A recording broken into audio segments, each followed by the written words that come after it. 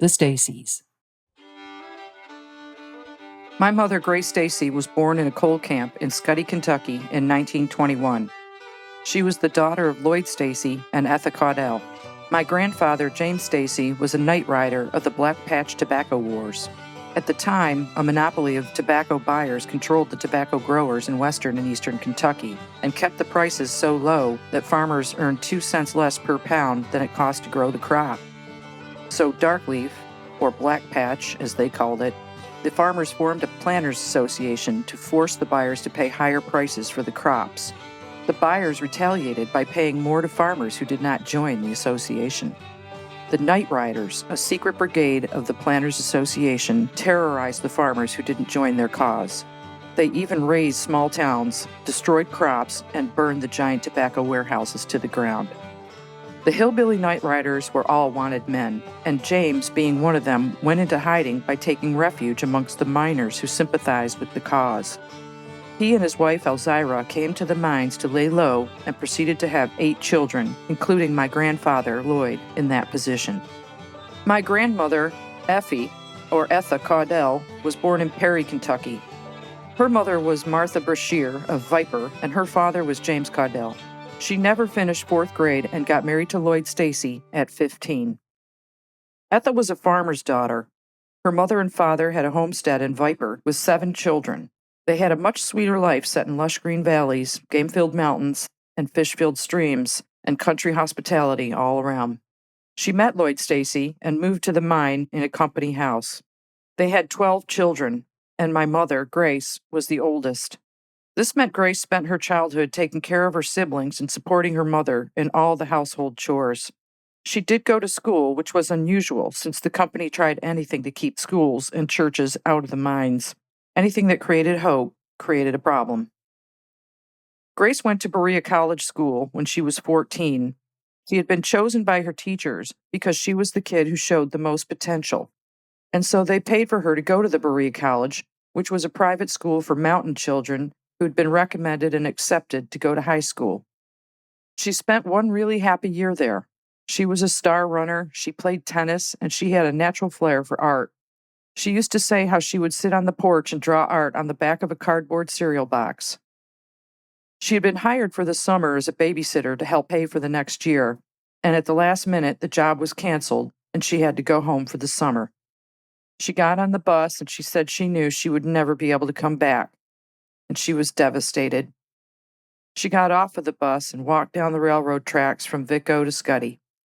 I can just visualize her, tall, thin, blonde beauty, so sad. Her way out of poverty was gone. A girl with potential, a girl who could have, given the chance, made it out of the mountains and the hollers to be somebody. I know this because later on, she almost won a pink Cadillac for the best Avon lady in Chillicothe, Ohio. It did become a turning point in her life, though, that long, lonely walk on the railroad. The Thomases. I'll try to explain the beginning of the Thomases, but it's a little confusing. We think Lafitte's family came over from Wales, but we're not sure. And there was talk about how he may have been married when he met my grandmother, Allison. Well, I don't know if Allison was her last name or her first name, because all I ever heard anybody call her was Allison.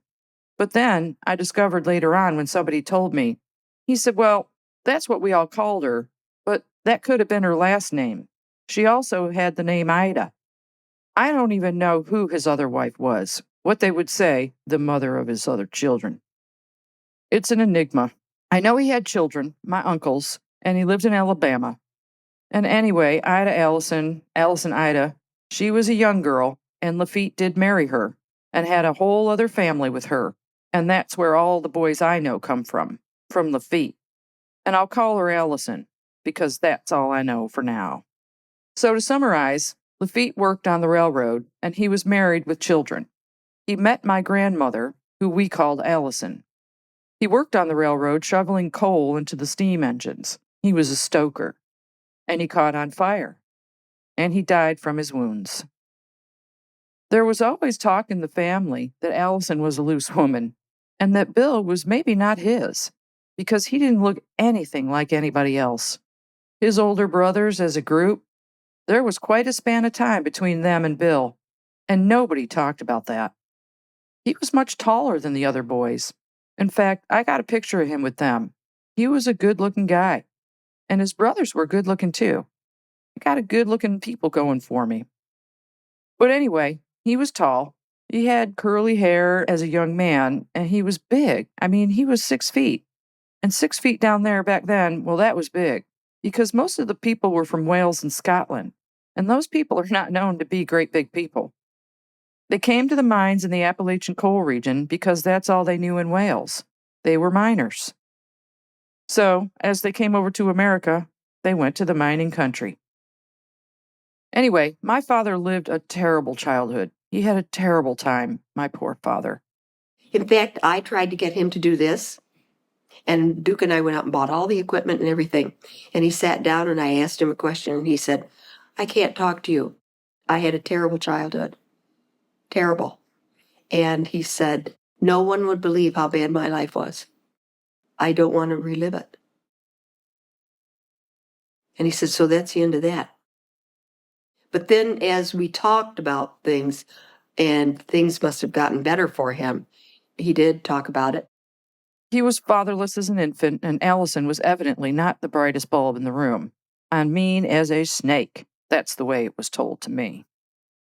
She had 11 children, and he was the youngest of these 11 kids. Some of them died, and the ones that were left were all boys. I don't know all their names, but I'll try to remember. Eventually, there were 7 of them left, and when my father was born, he was a very curly-haired little kid, and she desperately wanted a girl, so she named him Daisy. Like I said, he was also much younger than his other siblings, and there was talk among the family that my father probably was not even Lafitte's son, but rather a half-brother to his kin. In addition to being stupid and mean, Allison was not the most stable person, and it wouldn't have been out of the realm possibility for her to have relations outside the marriage. Either way, my father did not have any resemblance whatsoever to his siblings. And so the boys all came over and they said, you can't call this kid Daisy. That's a girl's name. Well, she liked Daisy. So his brothers said, no, we're going to call him Sonny. So they all called him Sonny. Anyway, after he was born in Alabama and Lafitte burned up, all of his family moved to Kentucky. They couldn't find any work in Birmingham, and having no way to support themselves and their mother, they heard that you could get a job in Kentucky in the coal mines, and they were hiring. And so they gathered up the mother and my dad, and that's how they came to Scuddy, Kentucky. So they all moved to Kentucky to work in these coal camps. I don't recall all their names. There were too many people to keep track of everyone's name. These 7 boys and their mother and the baby, Daisy. But she neglected him terribly. She was abusive to my dad. As a child, of course, I would not have known this. But he was married, and he had me so young that I was old enough to start absorbing my environment and what people were talking about, especially when we went back to Kentucky, because they all talked a lot. And I did get the impression that there was some question as to whether he was really Lafitte's son or not. But one thing about his brothers, they all adored him. And I think it was mainly because they knew the mother Allison was neglecting him. Now, the brothers had very little education, but they insisted that my father go to school, which was a godsend that they did that, because they could put him right up in the mines as a picker, because he was old enough to be a picker. But they made him go to school. That time during the Depression, in the summer, coal camp boys would be sent out to work on the farms as free labor. This alleviated the family in the camp of a mouth to feed for a while, and the farmers would come into the camps and rent children who were maybe 9 to 12 years old to work up on the farms and stay there the whole summer. Previously, Daisy, now Sonny, and soon to be Bill, was sent out in the summer to a farmer each year from the time he was 9 years old, and he worked all summer long. He said he never really had trouble with that. They would put them in the barns on cotton cots, and they would have meals with the family, but other than that, they didn't have anything to do with the family except what they were told to do in the fields. Usually, my dad had 1 or 2 other boys along with him from Scuddy, and they never got any money or anything other than the food and the cot all summer long. Then, at the end of the summer, my father would get a pair of bib overalls, a shirt, and a pair of shoes from Sears Roebuck. and one of his brothers would come pick him up, and that's all he'd have. Then the brothers would sign him up for school and happy. The school my dad went to was not the little makeshift house in the camp that I went to. When he went to school as Sonny. But somewhere along the line, he thought Sonny was not a good name to have growing up. So he named himself Bill. So they put him on a school bus, and he would go all the way to Happy Coal Camp School, and then he went to a school in Whitesboro. When he graduated from high school in Whitesboro, he was very bright. I mean, he was a real smart kid. The company store picked him up when he was 17 to help the bookkeeper with their books, and so he settled in to stay at the coal camp and went to work for the company store. Then, as he graduated from high school, he thought, well, I graduated from high school. I'm the only one from my family who graduated from high school. I'm going to up my game. So he called himself William. Then, after he and my mother had gotten married, and they had heard all about the Duke of Windsor and this sort of thing, he liked the name Earl, and so he named himself William Earl Thomas. The funny thing about this is one day when we were on one of our many travels, my father had a suitcase sitting by me, and I looked down and I said, "Who's wet?" And my father says, "What do you mean, who's wet?" And I said, "Well, you've got wet, W-E-T, on top of your suitcase." Wet for William Earl Thomas. I thought that was so funny. Eventually, all of Dad's siblings moved out of the coal camp because they married women who did not grow up in the camps or hollers, and they lived in other communities. So they just were not going to live that life. And one of them, Dunny, I think it was, he was a semi-pro baseball player, and he was supposed to go right on up to the big leagues. They were going to take him up, and he was a super baseball player. But then he couldn't leave because he started having kids, and so that cut him off right there. One of the wives, Clara, she delivered me. She was a midwife. She was an educated person, and Charlie's wife, she was a teacher, and they lived in Alabama. I think she was a teacher. Well, no, that could have been Sam's wife. Charlie's wife was just a wife. But you could tell they spoke much more educated than other people did that were coal miners. His Aunt Florence was a nutcase, but the rest of them married pretty good. Meanwhile, back at the camp, one of the things people heard was Allison was starting to disappear and behave badly. And somebody would say, "Well, we saw her walking down the railroad track, so she must be going to Vico." And then she'd come back and things like that, but she had no one, and by that time my father had gotten married. And Allison Ida, moved in with my mom and dad for a very short period of time, and she took over the whole house. My mother left and went back to Lloyd and Etha's for a while because she just couldn't deal with it. So my father said, "You've got to go. My wife is coming back and you've got to go." And she did. And then she died shortly thereafter. I know nothing of her death or funeral, but it was a common knowledge among the two families that she was different and not in a good way. Not in a good way. Being born. This is the way it was told to me. My name is Connie Lynn Thomas. This is what I wrote because I wanted to put down on paper exactly the way I was told this story. On a hot August night, my 17-year-old mother was giving birth to me with my Aunt Clara, who was a midwife. In the coal camps of Kentucky, docs were called for major events only, and young mothers having babies was common, and midwives were always available. There had been a lot of unrest in Scuddy because the mines were forming unions at that particular time, and the coal companies were retaliating by turning off the electricity. This night, on August 9th, 1938, the electricity was supposed to be cut off in retaliation for the unionizing. My grandfather sat on the ground with a shotgun at the bottom of an electric pole that serviced my parents' house in the coal camp. My mother's 4 brothers and my father's 3 brothers were there and ready to help. The other miners were milling around just to be available if there was a problem. When the guy came to cut off the electricity, my grandfather, who was a mild, soft-spoken man, said, "My daughter is going to have a baby tonight, and she's going to have that baby with the lights on, and they will stay on. If you go up that pole, I will shoot you dead where you are. These people will take you quietly and quickly into the mountains, and you will never be heard of again. No one will ever see you, know what happened to you, and your body will never be found. You choose. The man went on his way and lived to see the sun come up. And that's the way it was told to me. By Connie Thomas, named after Constance Bennett, the movie star my mother liked. And she did not like nicknames, so she used Connie instead of Constance. My birth certificate said Connie Lynn and was marked as male. That proved to be a problem for a marriage certificate, otherwise no one would have ever noticed it. I had a brother at that time, Duke Winston Thomas.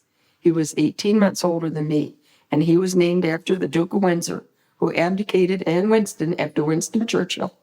Who knows why they sounded good to a 16-year-old girl and a 19-year-old boy from the mountains of Kentucky. But that's the way it was told to me. Coming into Scuddy, Kentucky.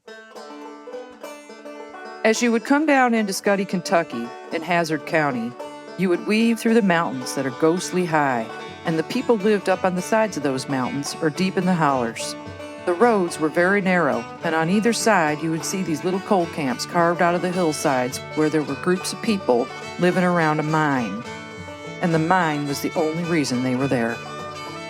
In the 1930s, when I was born, there were over 200 mines in operation in Hazard County.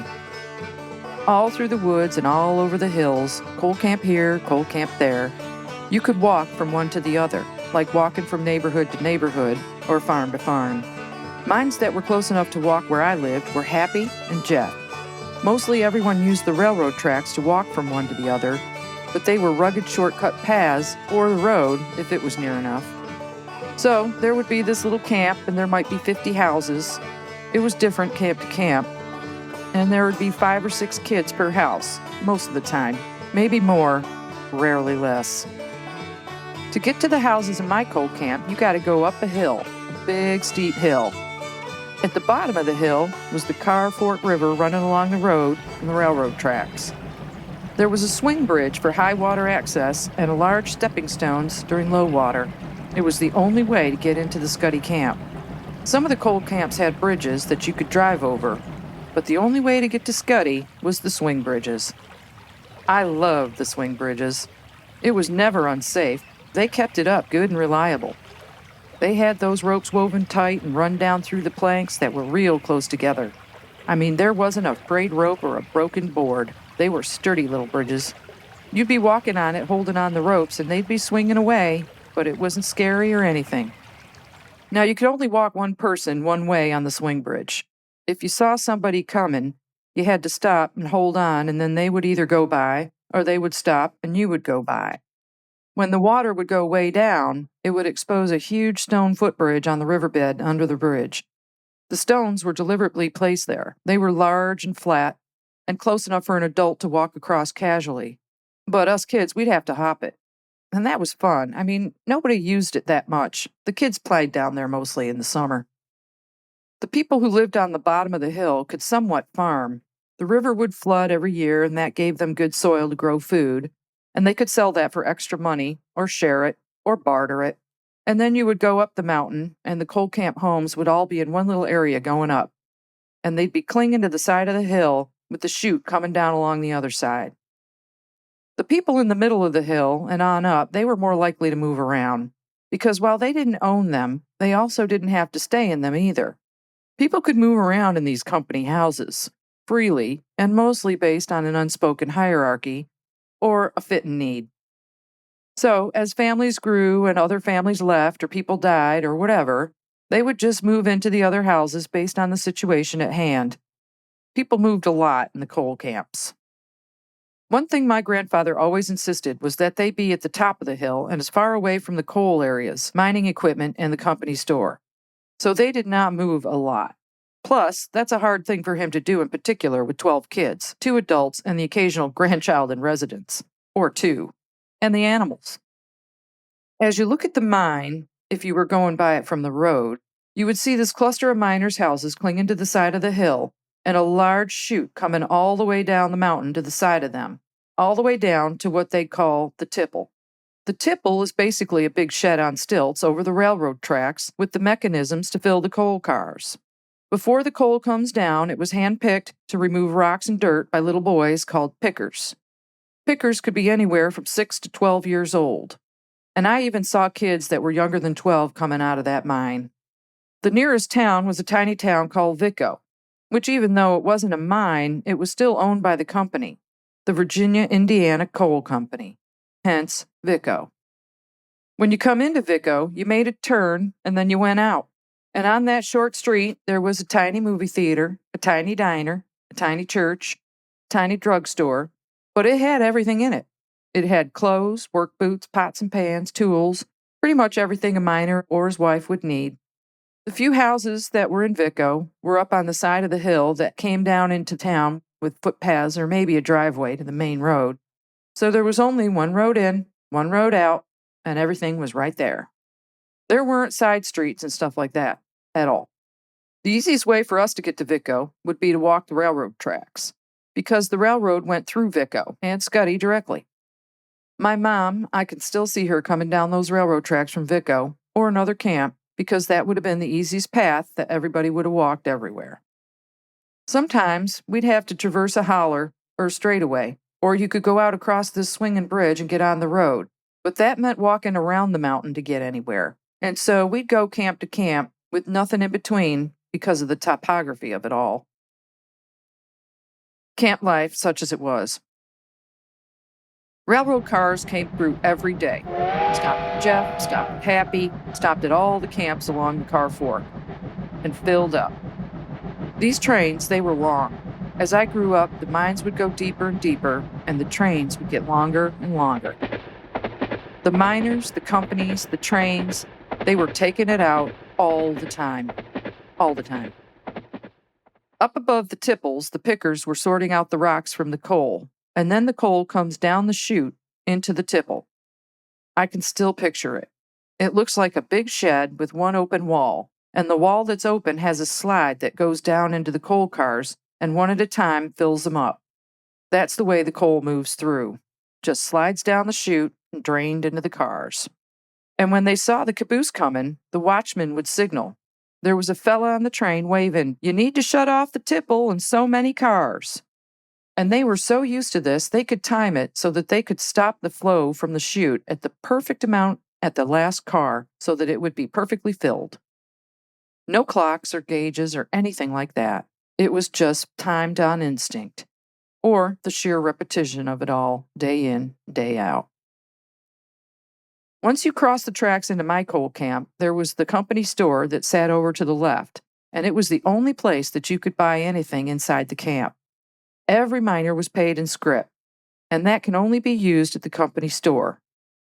And so no matter how much coal you put in, and you had a certain amount of coal you had to do every day, no matter how hard you worked or how much you put in there, everything you made, it was still tallied at the company store. And when you hear Merle Travis sing, "You load 16 tons, and what do you get? Another day older and deeper in debt?"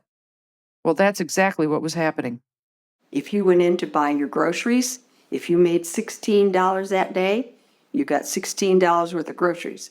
Everything else was put on the books, and you were overdrawn before you even finished the day. And most of these people, they had no choice. I mean, where are they going to get all their stuff? So they're always in debt. 16 tons and deeper in debt. That's what that song's all about. Anyway, the coal camps were dirty. They were sad looking. People didn't have running water. They had one light bulb, or one way to have a light bulb unless they jury-rigged it themselves, and outhouses. That's all they had. It was primitive, and it was poor. But as you come out of these coal camps that were on the bottom, and they'd all be clustered together, it was like a little village, just clustered right next to each other all the time. There was no grass. All the yards were dirt. Looking back, it really was that the coal camps were awful. The people were poor, and they were dirty, and they had no hope. Some of the women who were fastidious, they would try to sweep their yard, but that just didn't work. There were dogs everywhere because the men hunted a lot. Most of the meat, other than chicken, came from the hills. I can remember my grandfather had a pack of hunting dogs, and you were never allowed to feed them, go near them, or have anything to do with them. They were not to be messed with. And they were not to be petted. They were not pets. And then they would take these hunting dogs with their shotguns, and they would go hunt squirrel and rabbits and turkey or whatever was up in the hills. Yeah, squirrels. A lot of squirrel in my day. But I don't remember anything like deer. I don't think they were in the area, but I don't know that. My grandfather did have a big collie, though, Rex. That was his pet dog, and he was a nice dog. He'd go with us on excursions and lay on the porch with Etha. All the houses were shacks.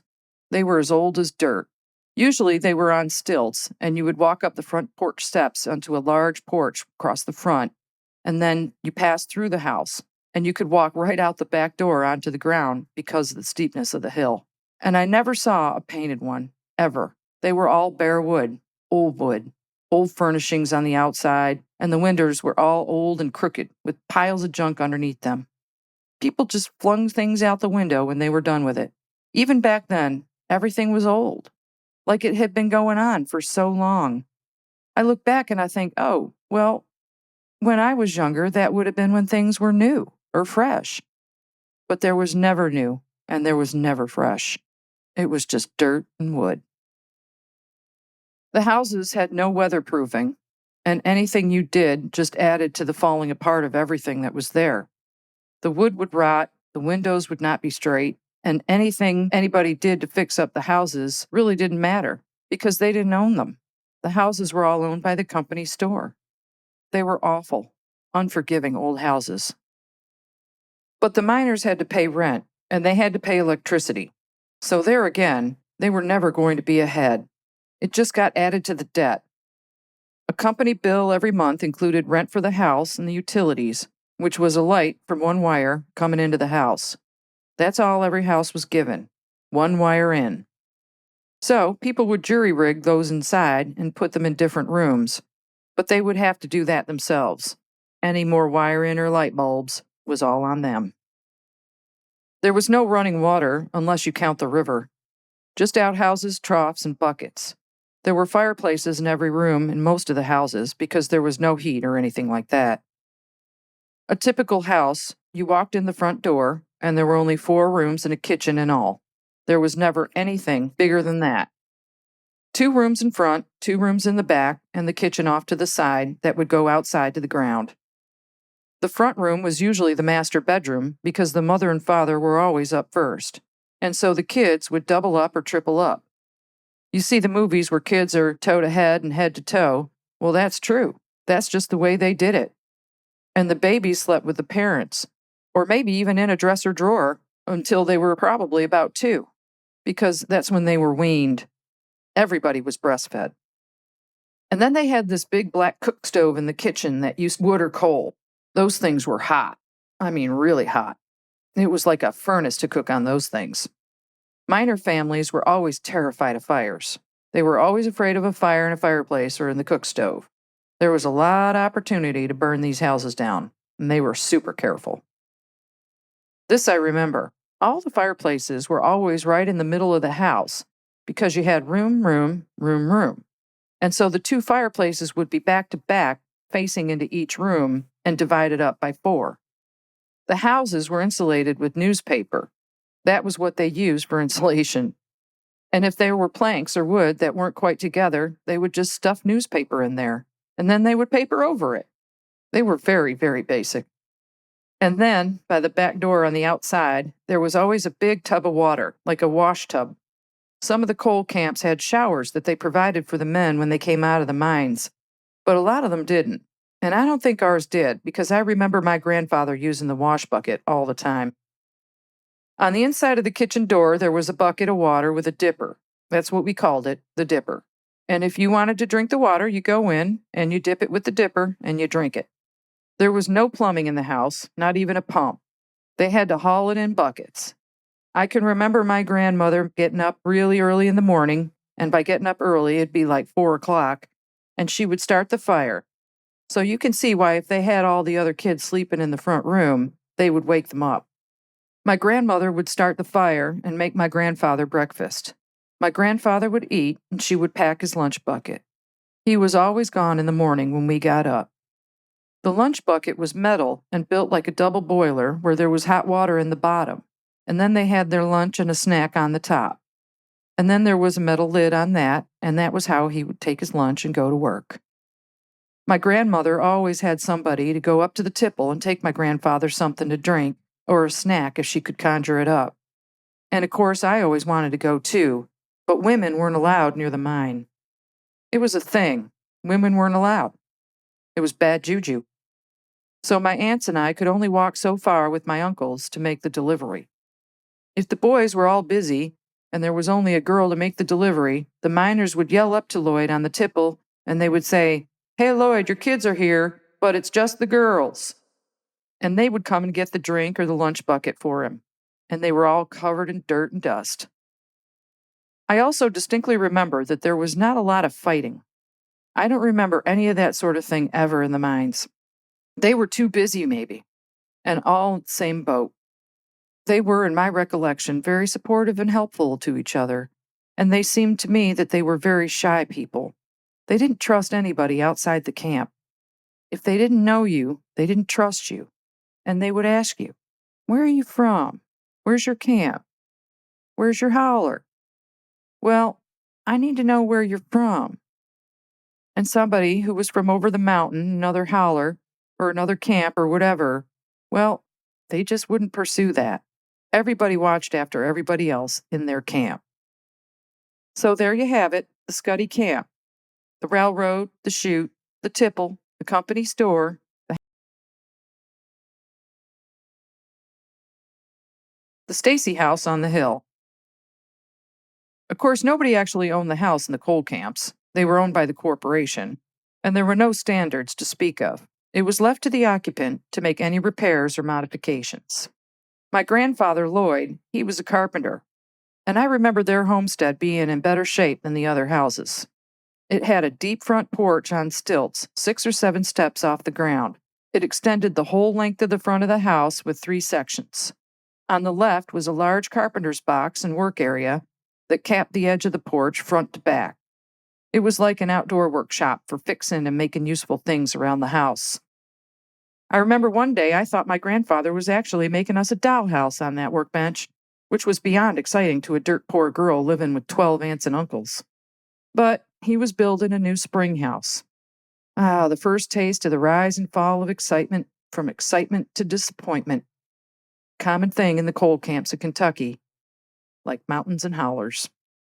In front of the doorway, there were 2 loose chairs and a stool. They got moved around the porch depending on who was doing what. To the right of the front door, there was a small white enamel-top table with a delicate floral pattern around the edge, defying the dust and dirt like an old lady in a dress. There were matching chairs with little flower backs and a large bucket beneath it used for plucking chickens, prepping vegetables, sewing and mending, and whatever else that required a bucket. To the far right, there's a porch swing that Lloyd built, set back as far as it can be. It swang out over the edge of the porch. This proved to be a scary thing as a kid because it's long drop from the front porch up on stilts. But not as bad as what happened to the boys when they got older and realized their legs were long enough to drop below the edge of the porch. They were just fooling around one day on the swing, and they let their legs drop below the gap in an in-swing. And the next thing you know, they were flung forward and down so fast, they got their shins skinned off and a face full of porch. I will say this, when one person learns a lesson in the Stacy house, everybody learns it. I remember the girls would always sit on the swing with their legs tucked up, and the boys had an unusual and deliberate extended leg swing that kept their feet out of that gap after that day. In the evening, the porch is covered with kids and folks summarizing their day and planning for the next. Work in the mines, errands to run, squirrels to be killed, kids to watch, and meals to prepare. The porch faced the sunset. But since the hills are so high, the sun goes down at 3 o'clock in the holler. So I don't know what evening was. Was it 3 o'clock or 6:30? We could have all been going to bed at 7 o'clock. I don't know. I don't remember a clock anywhere. Time was a funny thing because it was completely regimented by the work schedule of the mining camp. The hands of the clock revolved around the face of the company. I went out this morning to view the morning's air. I thought I heard my mother say, oh, my daughter fair, lolly toodum, toodum, lolly toodum day. Why don't you go wash those dishes and hush your flattering tongue, lolly toodum, toodum, lolly toodum day. Why don't you go wash those dishes and hush your flattering tongue? I know you want to marry, but that you are too young. Lolly toodum, toodum, lolly toodum day. Etha's chickens. If you were coming up the hill and facing the house for the first time, it was probably a bit of a shocker. Since we had such a big family, we trampled down a sizable side of the hill, and there was a big dirt yard with a lot going on. With all hands on deck, it was more like a compound. At the edge, we had a large, elaborate chicken coop. But instead of looking at the front of the coop, you could see the back with 2 rows of 10 little hatches with handles. And with Lloyd's handiwork, the handles had a little extra flair. Each hatch opened up to a nest. And this made it easier every morning to go out and grab enough eggs to feed 14 to 16 people, depending on who's visiting. The front of the coop has the pen and the 2 ramps with little carved-out grooves for traction. Lloyd was a stickler for whittling up little extra things. It made everything seem just a little less primitive. The coop was a chicken mansion and very well kept because the chickens are the primary source of food for us. Everyone mindfully tended to the chickens to maximize the eggs and the meat. The chickens were mixed, large and small, large breeds for eating and smaller ones for egg laying. They mingle around the yard or in the pen during the day and are locked up at night in the coop. Etha also kept a flock of guinea fowl. They had these fat, oval-shaped bodies and a tiny head with a little helmet. Their feathers were an intricate black and white speckle. The guineas had a small residence on the edge of the property for the cold seasons, but for the most part, they roosted wildly in the trees in the high places. Their eggs, if you could find them, were small, but they were big in flavor because they had more yolk than white, so they were perfect for making custard. The guinea fowl had an important purpose to the homestead other than a few eggs and the occasional roast. They consumed bugs and pests like crazy. Etha said they'd even chase a snake out of the yard. They also spooked really easy, so they acted as an alarm system for predators, calling chee, chee, chee. Although, they also cried a lot.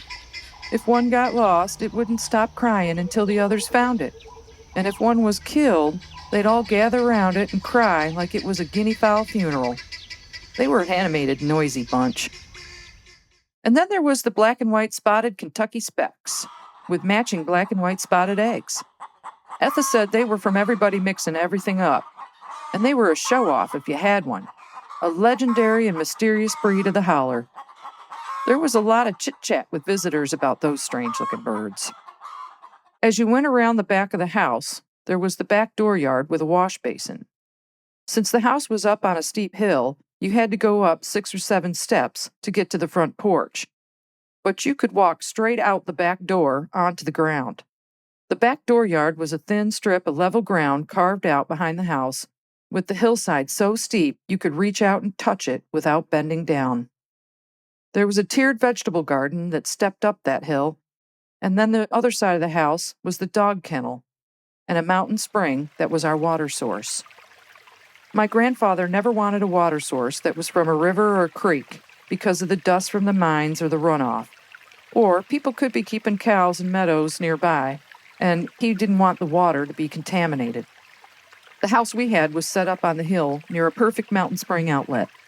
I'm sure it was a coveted location, and Lloyd and Etha were never going to give up that stake in the ground. And the other thing he did was he always made a little, called it the spring house, because it came down from a spring and there was a little house over it. It looked like a little doll house. He always made one of those, and he put it over the stream, and there was a flap on the back of it that would let the water through, but it would kind of collect. And that's where they put things that they wanted to cool, like milk. And eggs were never cooled or anything, but they'd keep something that they wanted cooled. They would keep back there on that little ledge. Etha and Lloyd. I guess I love my grandmother Etha most because I was her favorite. And you didn't get a whole lot of warm goodies from my mother. Grace was not a lovey, cuddly person. Etha was about 5 feet tall, and she had rosy cheeks and big blue eyes. She was really a beautiful woman, and her hair was long and white. I thought she just had the prettiest face I ever saw. And she was funny. Very, very funny. She would sit on the porch in the morning and comb her long hair, and then twist it quick as a wink into a big bun on the back of her head. Then she would jump up, house dress on, apron in place, and head to the kitchen. She was really a wonderful mother, too. She loved all of her 12 children so much. They were the planets to her sun, and they all loved her, too. Everybody loved each other, and they loved us. Etha gave everyone little jobs to do that added up to running a 12-child household with a lot of efficiency. I think in the present day, she could have been an operations manager at a big company, keeping everything running in harmony and all on time. The oldest of my uncles, it was their job to hunt, and they would go out and hunt squirrel and turkeys and stuff like that. They'd go get the meat and bring it back. The younger kids took care of each other, preparing meals and chores. I remember my first memory of Etha. She was running across the yard to the old wooden house yelling, "Ken, get the gun! Ken, get the gun! The hawks are coming for the chickens!" And she ran up on the porch, grabbed the gun, planted her feet on the boards, and fired away. Everybody was stunned.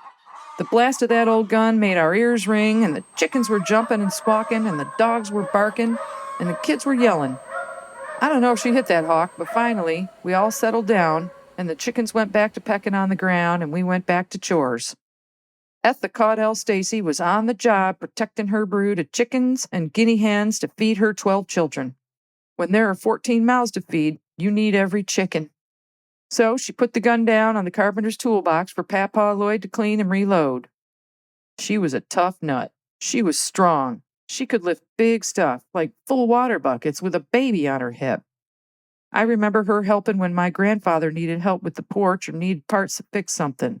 She'd be right out there pounding away and singing all the while. Come near, old Gil I carry, come near, old car on me. Tumble, strum, tumble-leedle and a bowl, tumble-lang down, bill down a combo. I told my wife to fetch my bowl, tumble-lang down, bill down a combo. Her shoot that corn, crow, tumble-lang down, bill down a combo. Come near, old Gil I carry, come near, old car on me. Tumble, strum, tumble-leedle and a bowl, tumble-lang down, bill down a combo. 12 kids. Lloyd and Etha had 12 kids, so all the rooms in the house except the kitchen were bedrooms. Across the corners of the bedrooms, they'd have a row, and that would be the closet. That's where the kids would hang their clothes. Now, my grandmother was a great sewer. She could make anything, and usually the bags that they bought, the flour bags and the other bags they got, potatoes and stuff like that, she would take them and she would bleach them until they were almost white. And then she would make the girls' clothes. As I remember them, most of my aunts had what we called peasant blouses. But the pattern of it was so easy, you just got a circle and then you cut it out for the arms. Because they didn't make seams or anything, you cut out for those arms and then straight down, and then you put elastic through it. So most of the girls, they wore peasant blouses. Then they didn't wear slacks or overalls. They all wore skirts. So it would be a peasant blouse and a skirt. And that's what they wore. And they passed them all down. They had nothing new, never. If you wanted something in my mother's family and you were a younger kid, you just went along the rope until you found what fit. I can just imagine my mother as the oldest trying to find something to wear and declaring, "Well, I'm at the end of my rope." For the clothes that couldn't be sewn, just before school, the Sears Roebuck catalog would come to the company store. And every child in the family got one pair of shoes, underwear, and a coat. And that's all you got. All the other clothes you got were passed down. I don't know what they did for socks. Come to think of it, I don't think I ever saw socks. But anyway, that's how they were clothed. And with all those kids, you just kept passing stuff on down. Since my grandfather was a carpenter, he didn't go down into the mines as much as the other men. And because he was such a good carpenter, he oversaw the tipple maintenance and repairs, and the tipple was the lifeline to the coal cars. But this didn't make him any cleaner. He was still just as dirty as the men coming out of the mine. He made a table that fit 16 people, and the only thing on that table, besides the food my grandmother put there, was a fork, a spoon, and a plate for each person. There were all kinds of different things to drink out of, like cups and jars and stuff like that. So you had to conjure up your own drinking vessel, whatever it may be.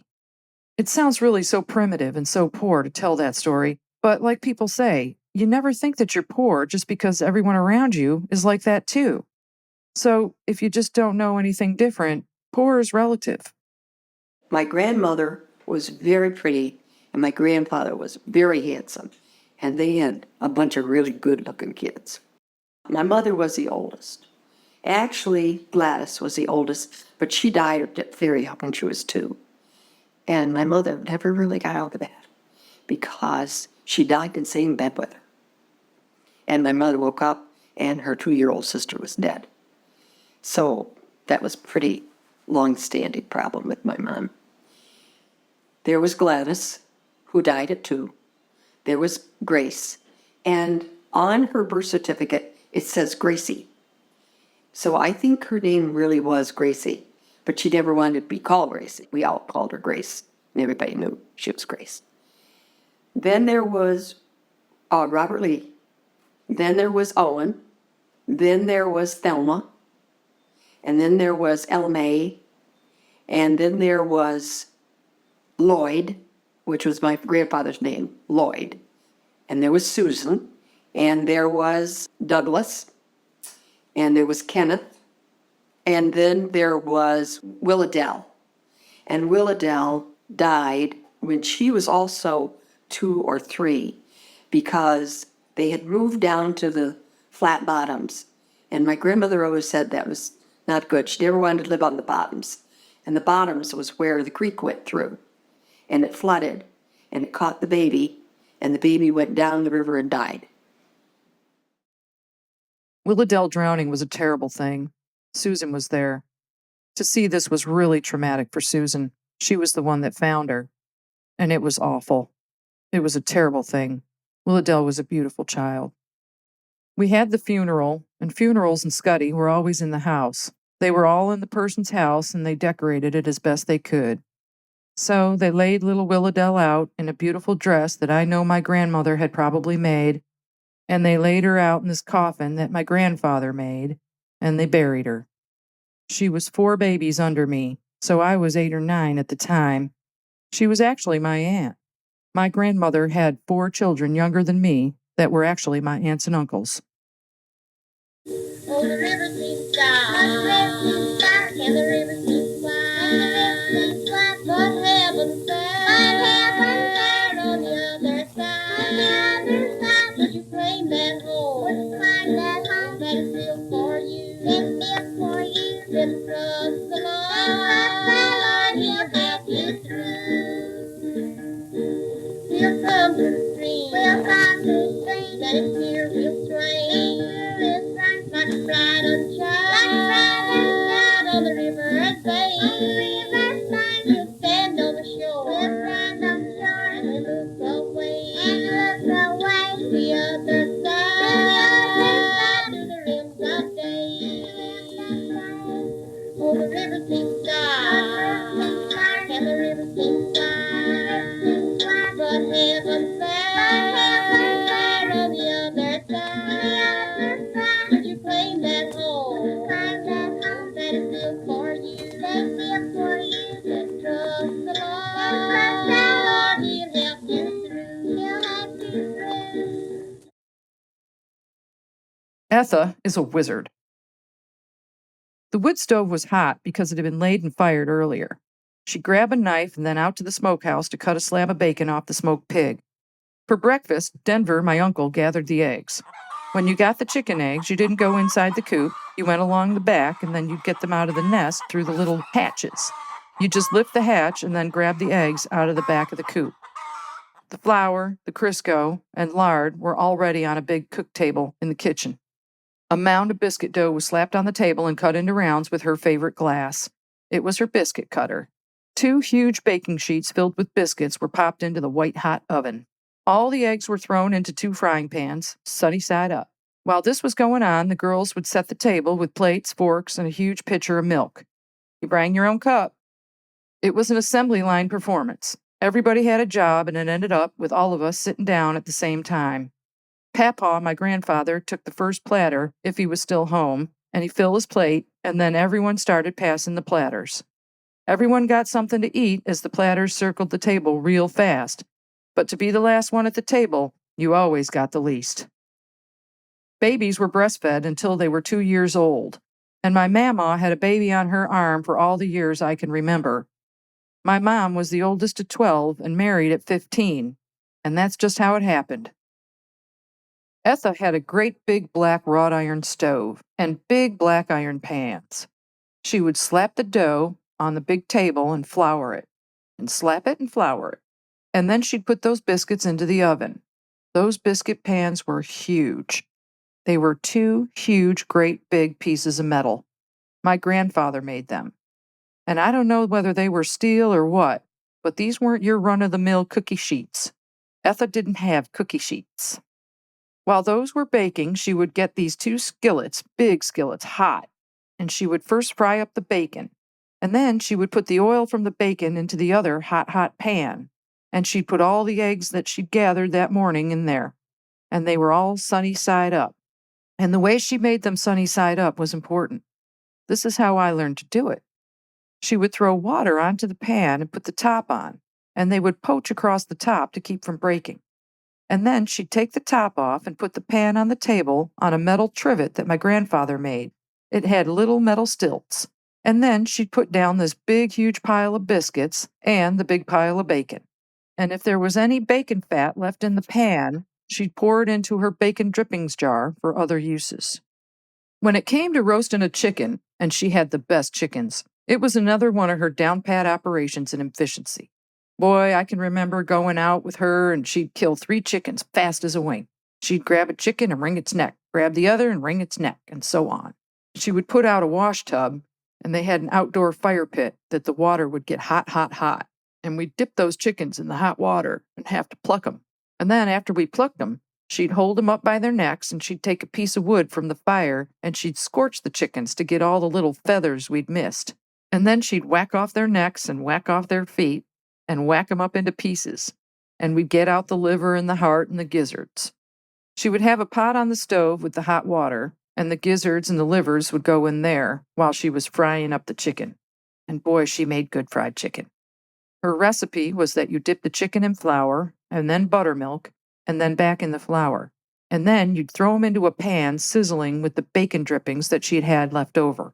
And oh boy, they were the best chickens I ever ate in my whole life. I've never had chicken like that. And maybe it was just the pan and the drippings that she had, because those drippings, they'd be smoky too, so it just had a unique flavor. If she wanted to kill a guinea to have for dinner, she'd throw feedstuff on the ground near them to have them come down.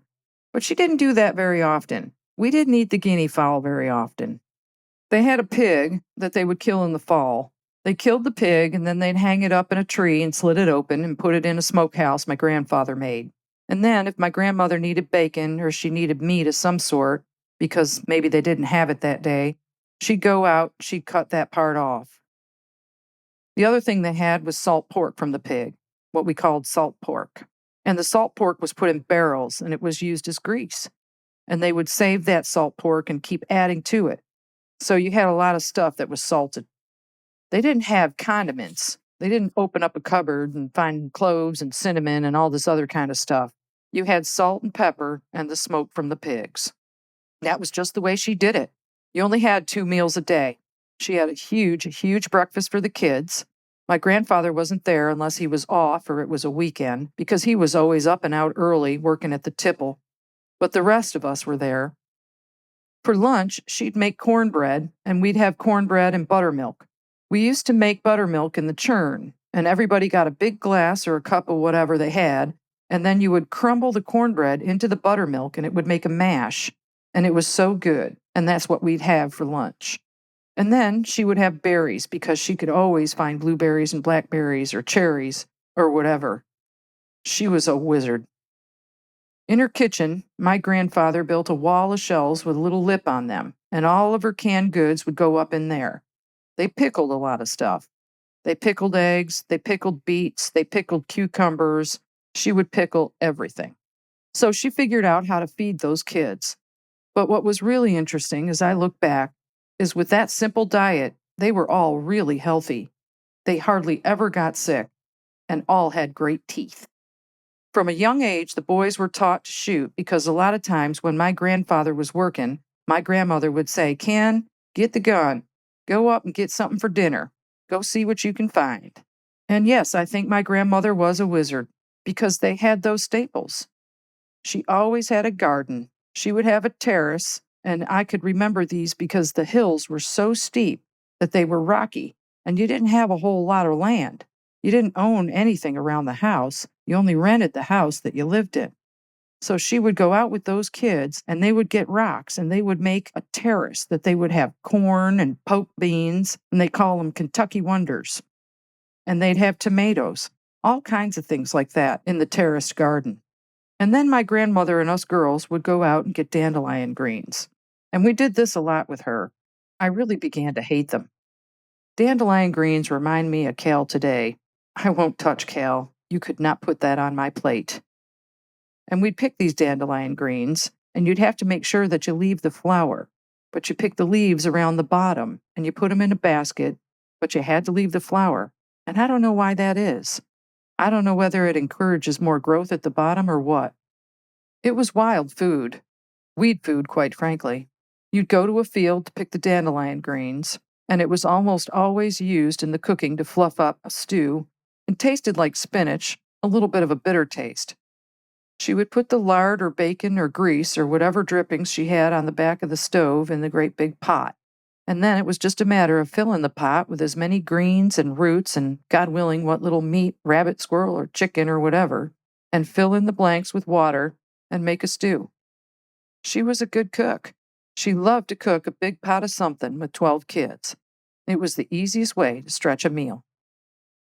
But holidays like Thanksgiving and Christmas, no, there were no holidays in the camps. They didn't do a lot for dinner ever either. Your big meal was breakfast. And then you'd have that lunch with the buttermilk and biscuits, or you'd have that for dinner. And that was it. And here's why. Everybody was just too tired. And the other thing that we did, all of us, everybody went to pick berries. And my grandmother knew where to find those berries. I think it was because all the while she was picking those dandelions, she was looking around for the berries. Or she was a wizard. I was Etha's favorite. She always took me to live with them, and she never called me Connie. She called me Connie because of her accent. She'd go places and she'd say, "This is Gracie's girl, Connie. I thought Connie was my name." Now, my grandmother never lived in the holler. She didn't like it down, and she didn't like it in the valley. She liked it up on the sides of those hills, just like I said. And there were beautiful, beautiful places that you could go back into. And my grandmother would take me back into these little meadows, and we would go looking for berries and stuff like that. And it was really pretty back there. It felt like you were just in a special little world of leaves and trees and sunslits, with breezes and birds and sweet smells. Nothing like the coal camp. And then the sun would dive behind the mountain, and everything would turn blue. And I think that's why they got up so early and went to bed so early, except on Saturday night with the Grand Ole Opry. Grand Ole Opry night. The radios would be on all over the camp. Everybody was listening to the same station, the Grand Ole Opry. And some people would be out on the porch playing and that sort of thing. It was Grand Ole Opry night. My grandmother would make popcorn, and I don't know how she would get this corn. She was a wizard.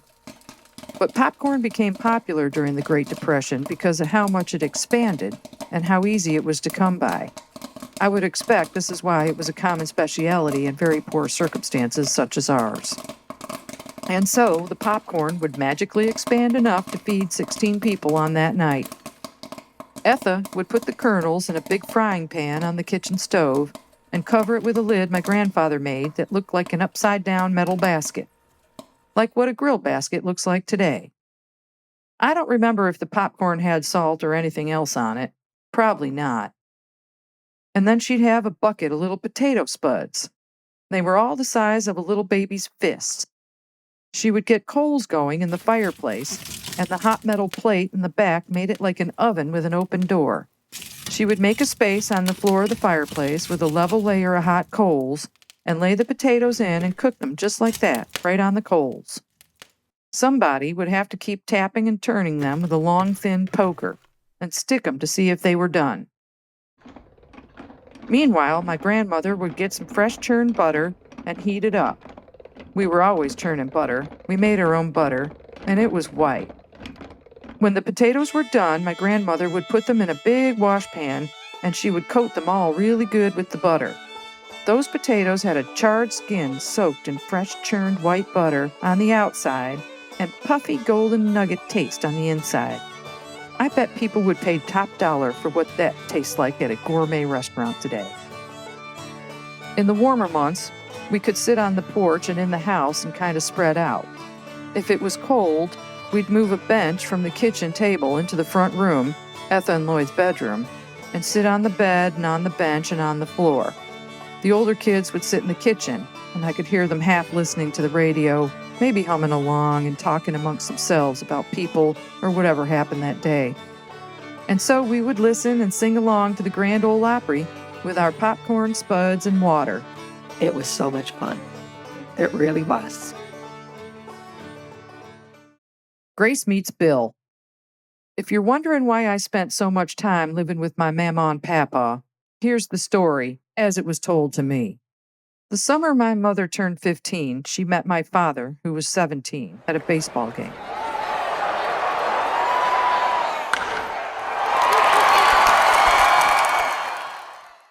Whether she got pregnant and got married, or got married and got pregnant, was a question, because nobody ever knew when or if they even got married. They had a date to celebrate their anniversary, and that was that. Everybody just believed them, and we celebrated it all those years.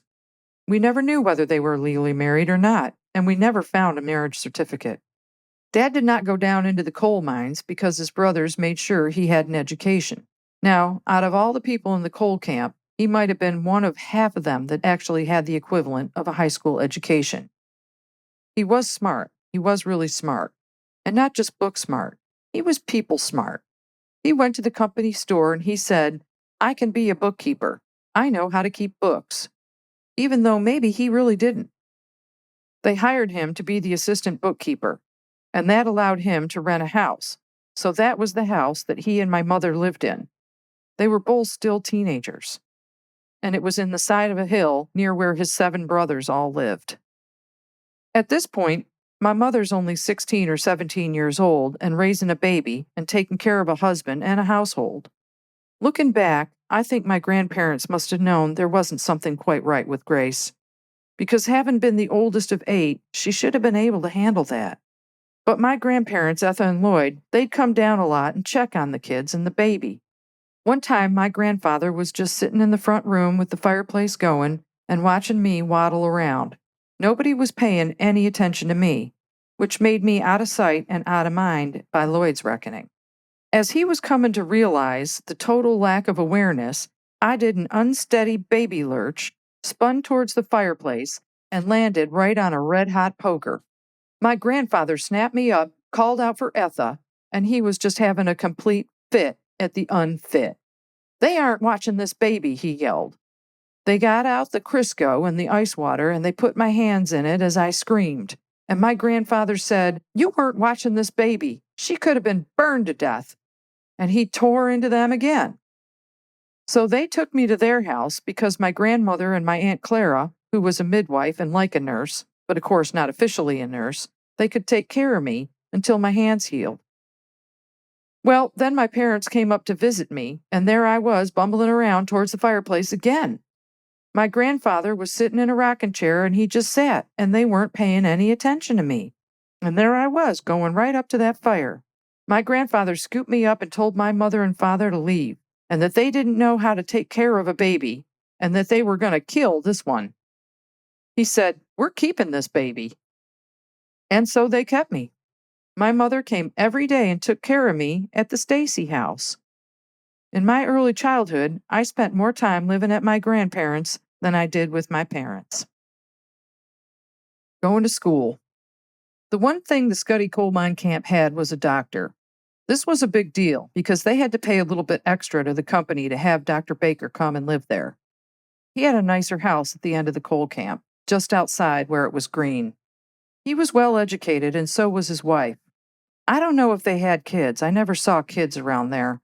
But you could go to their house during the day and watch his wife, who was always out in the yard working on flower gardens.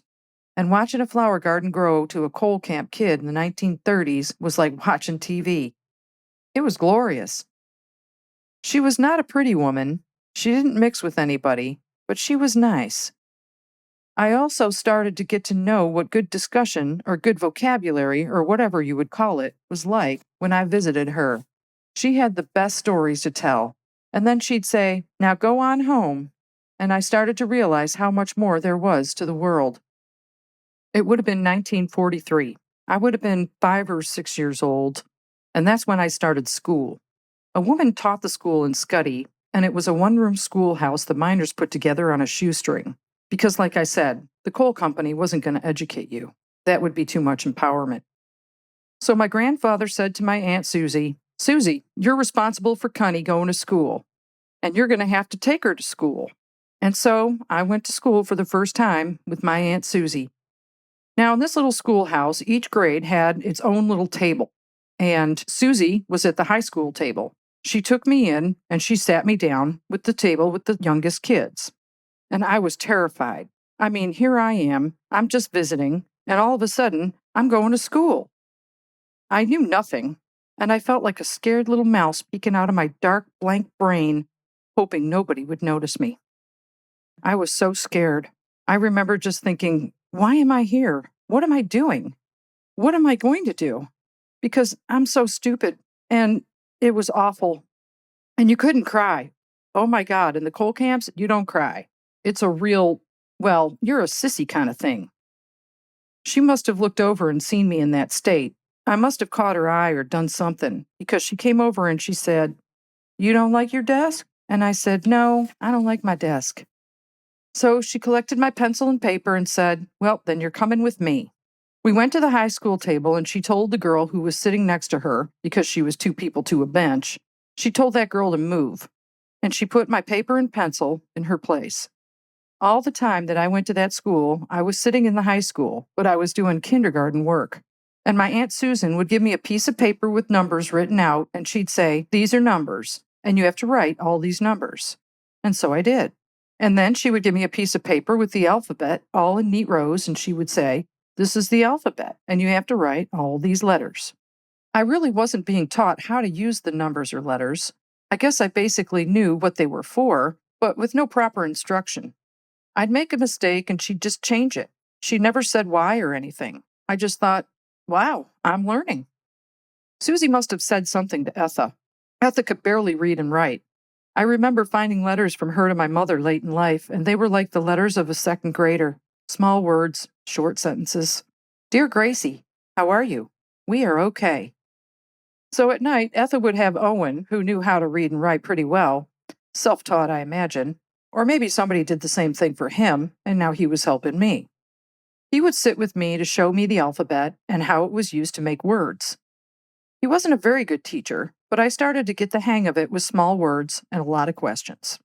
After a while, he'd say, "Now read this book." Okay, I would try to read the book, even though I couldn't read. You just did what you were told. That's it. No fussing. When I was put in a regular school, they put me where I was supposed to be in first grade. And it was even worse than the schoolhouse because I was with total strangers. I didn't have brain one. I felt terrible because I knew I was just so behind and people would think I was stupid. But like everything else in life, you tough it out and you learn. And it may be learning the hard way, but you learn. Tent revivals and barn dances. Hot August nights. Boy, whenever I hear that Neil Diamond song, Brother Love's Travelin' Salvation Show, it takes me right back to this story. I went to those travel and tent revival shows, and it was exactly like the song. The big tents, the go-to-meeting tents. They were always on some farm. Some farmer would allow these people to come in and use part of the untilled section of the farm. You couldn't come in and park a tent just anywhere. It was always hot in August, and when they came through and put their tent up, like circus tents, the big tents would be put up by a little crew that went along with the ministers, and they would get the local churchgoers to help too. And boy, when those big tents went up, people knew what was coming next. I mean, everyone, whether you were a churchgoer or not, everyone from the camps and hollers and towns were so animated compared to their usual stoic, cautious selves. People would walk from all over, and they would have their chairs and their baskets and personalities. You could just feel the excitement in the air, and it was fun for kids, really fun for kids. You could always get cotton candy. It was the only time they ever had cotton candy, because in the mountains, you didn't have things like that, like candies and soda shops and stuff like that. So it was a really big deal that you could even get cotton candy, sticky cotton candy on a sticky hot August night. The fiddlers were just unbelievable. The music just made the tent rise. There was never a band or anything like that, just the locals and their instruments. My grandmother had a guitar, and she did play the guitar a lot at home, but she never felt like she was good enough to play in public. So she would bring her guitar. I never saw her get up and play it, but she would sit in her chair and play along shyly. But there were lots of other people that would get up and they'd go up on the stage and they'd play their fiddles and guitars for all night long.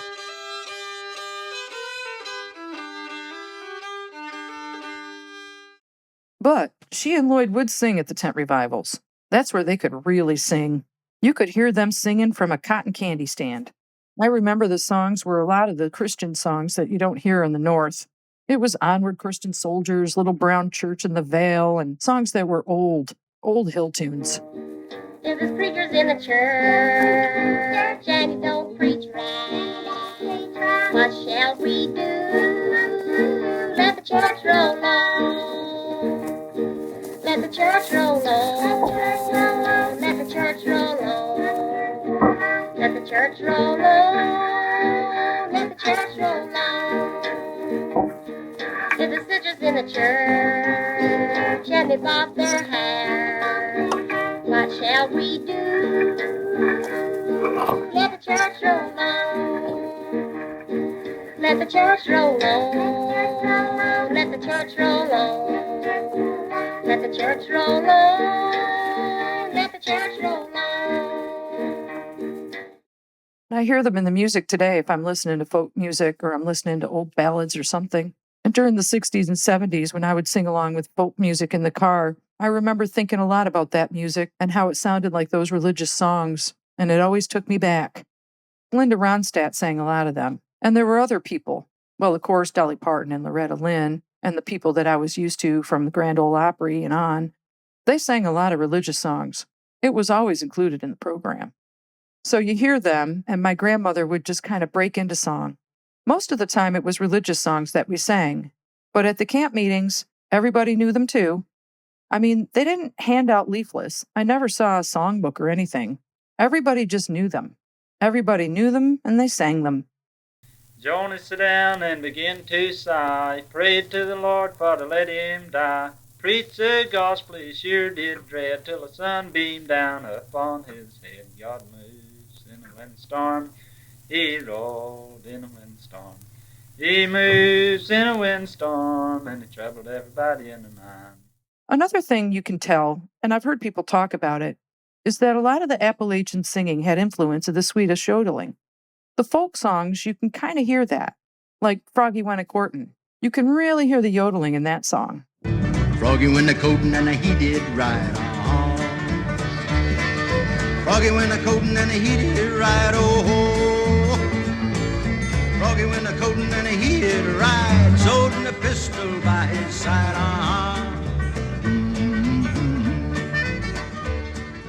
The traveling minister shows, the music was so uplifting, and you knew it was just going to be singing and shouting and cotton candy and eating. Wonderful, wonderful night. It didn't matter even if you were religious or not. Everyone goes. Everyone goes. It was terrific. They didn't go to church regularly. They were religious in kind of a mountain way. They inherently worshiped their family, the land, the food, and the gift of life. But there was no Sunday worship and special dinner and all that sort of stuff. I think probably getting 12 kids up for a Sunday morning and taking them off to church, and they would have had to walk to it in Vico. It would have just been too much.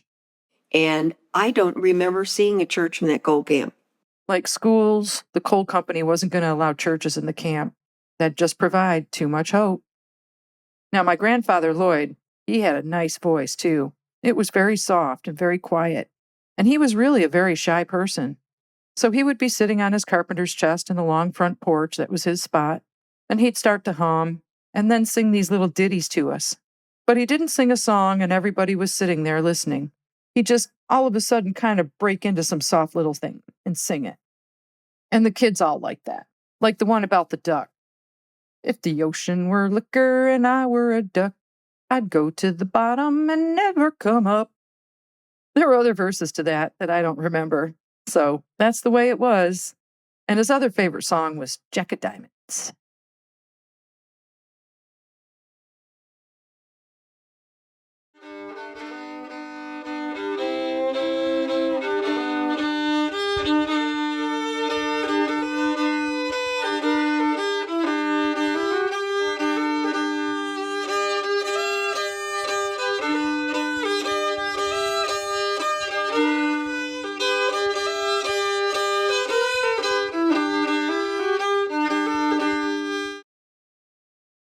Barn dances.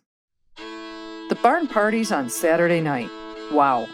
Down the road between Jeff and Scuddy, there was a big barn where people would gather on Saturday nights. They would set it up for clog hopping and singing and drinking. There was a lot of white lightning and beer there. I mean, they didn't have mixed drinks and soda and tonics and stuff like that. Just white lightning and beer. And the dancing we did was called clog hopping. It's like square dancing, but a one-step folk dancing kind of thing. And well, it's the way you move around that makes it unique. But it's hard to describe because everybody did it in their own way. Clog hopping is a real old-timey thing from way back in the old countries. And today, it's the official state dance of Kentucky. Rural people wore heavy shoes. They were like boots. And the girls even had a heavier shoe that would make noise on the wood. You know, they didn't wear soft shoes. Sometimes they would attach metal to really get a stomp going. But for the most part, the heavy shoes and the barn floor made for great clog hopping. So, they would trick up this barn to make it look like you were going out. They'd get lights and seating and benches and makeshift tables. It wasn't hay bales and smelly or anything varnished like that on the inside. But it was still just a big old barn on the outside. They had the best fiddlers in the camps there all together. I don't remember a drum or a trumpet or anything, but boy, the fiddling was unbelievable. And the occasional guitar. Fiddling and guitar. And it was amazing what they could make for music in that makeshift hall. Like the Grand Ole Opry Live, they could play. And there was a fellow that would call out the dances. Each one had a name. And the one that I loved, Alabama Jubilee, would be called up from time to time when I was a little girl. I'd be right out there on the floor. Okay, next round out is the Alabama Jubilee. And I would dance with my aunts. My uncles weren't much for dancing. They would get out if they were really pulled on the floor. But my aunts, they were dancers. And they'd say, "Connie, come on, it's the Alabama Jubilee." You gotta hand it to them because they didn't have anything. But there was always music and laughter and a good time. A regular night out, minus the town. So my aunts, uncles, grandfather, most of the minor folks would all go to the barn and dance and get together. It was a poor man's Saturday night, but it was a heck of a lot of fun. One of my aunts was named Ella Mae. She was a beauty, and she could sing. She sang on the Hazard radio. She had a beautiful voice. And there again, as I think back, was a young girl, very pretty, who could clog like you couldn't believe, and sing. And people around the area all knew her. But I listened to Dolly Parton and all of these other people. She sang better than they did. But she never had the opportunity to get beyond the poverty and the mines. And she married a miner. Later on, one of our moves to Ohio, my parents joined a square dancing group because it was so close to the clogging that they had grown up with. It was like their style of dancing. My father was a very good dancer, but my mother was totally a clog hopper. She really didn't move her feet very fast or very well. I loved going to those square dances with them when they would take me, and my dad would always request the Alabama Jubilee. I could clog hop right now. Yeah, I don't forget that. When you've done that as a kid, it was great. It was good times. Super. Dirt poor. Dancing in a barn. I'm getting kind of emotional. The Still. The area around Scuddy was hooch haven. Even after Prohibition, hill folk didn't want the law coming around. They still had to break up illegal stills and bootlegging. They were called revenuers. It seemed they were directed to get some stills and prove that it was what they were doing, but that was never anybody who was sent to jail or anything like that. I don't think they even fined them. They just broke up the stills and took the hooch. My grandfather was a devil at making white lightning. You would have to coil, you'd have to heat, and everybody had their own still, and they didn't want anybody to know how or where they were making their hooch. They surely didn't want anyone to know their recipe. My grandfather had a few recipes, and I remember talking about that when they would come by it. What kind of hooch you have in that batch? And he made it right there in the house. What he did was he ordered everything from a Sears and Roebuck catalog at the company store. The store had to know this, and they could follow the order. But maybe it wasn't as systematic as that. Perhaps the people working at the store also had some loyalty to the miners. So they ordered a copper pipe and spigots and things from Sears Roebuck, and then they got the tubs that they would burn the stuff in and that sort of thing from the lumber yard or each other. At the time, Sears Roebuck was even selling houses. You could build an entire house right out of the catalog. My grandfather would take the pipe and wrap it around a tree that would be just the right size for the circumference he needed for his coil, like a sapling. Then he would cut the tree and get the pipe off. 'Cause you have to have a good coil for making hooch. That's what it goes through. Whatever their formula was, that would go through this coil, that would make the best hooch. And then it would drip, drip, drip out the bottom, like condensation into a mason jar. Now the kicker was, he had everything fashioned so he could hide the coil up in the kitchen stovepipe. So he would say, "Etha, I'm going to be making liquor tonight. Build up the fire." And she would build the fire. And we all knew that that's what he was doing. The revenuers came one time, and they never figured it out. They never figured out that that darn coil pipe was up through the stovepipe. Etha would have stuff sitting all over it, or it'd be hot, or she'd make a small fire to make it look like the stove was in use. Everybody knew when Lloyd had a batch, and they would come pay for so much of it out of a mason jar. They would bring their own mason jar and say, "Fill it to here or fill it to there." And that's how he made some extra money.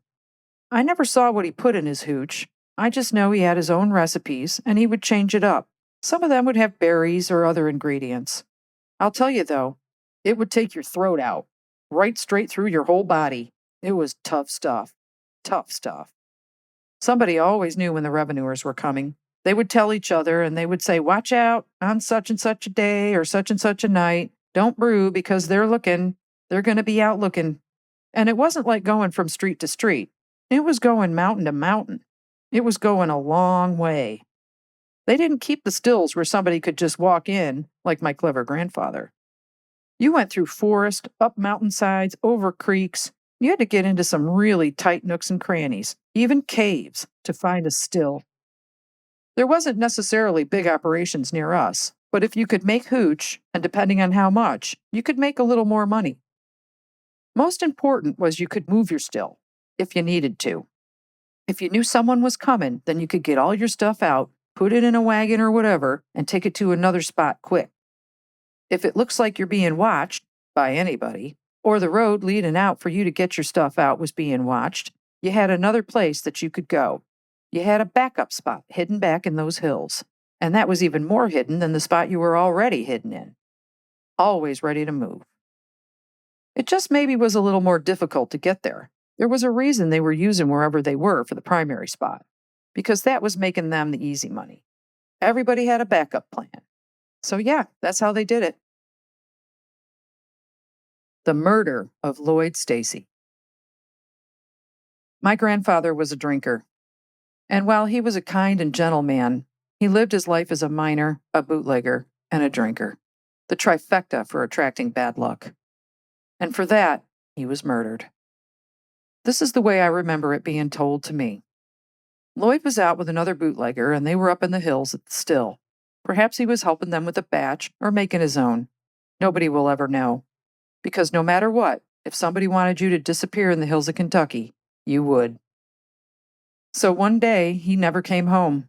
And I remember it was late, and Etha was worried and talking to the boys in the kitchen. Where could he be? What should we do? It was not like him to not come home every single night. And even with all those people in the house, it was unsettling that he was not there at bedtime. I never remember him not being there. The next day, everybody went looking for him. They scoured the mines, the hills, the town. They even called in the law. Days and weeks and months passed by, but they never found Lloyd. Etha was quiet and stoic. The boys were exhausted from miles and miles of searching the mountainsides. Nobody said a word. My mother and father would come to the house, and for the first time since my grandfather declared, "We're taking the baby," they took me home with them, and I was so scared. I remember it was a long winter, and then one day, when we went up to the house on the hill, Etha just said, "He's dead." I heard my uncles talking, and I don't know whether he had been shot because I had heard that word, but I didn't know that that was what happened, or whether they had beat him to death and thrown him down into a gully.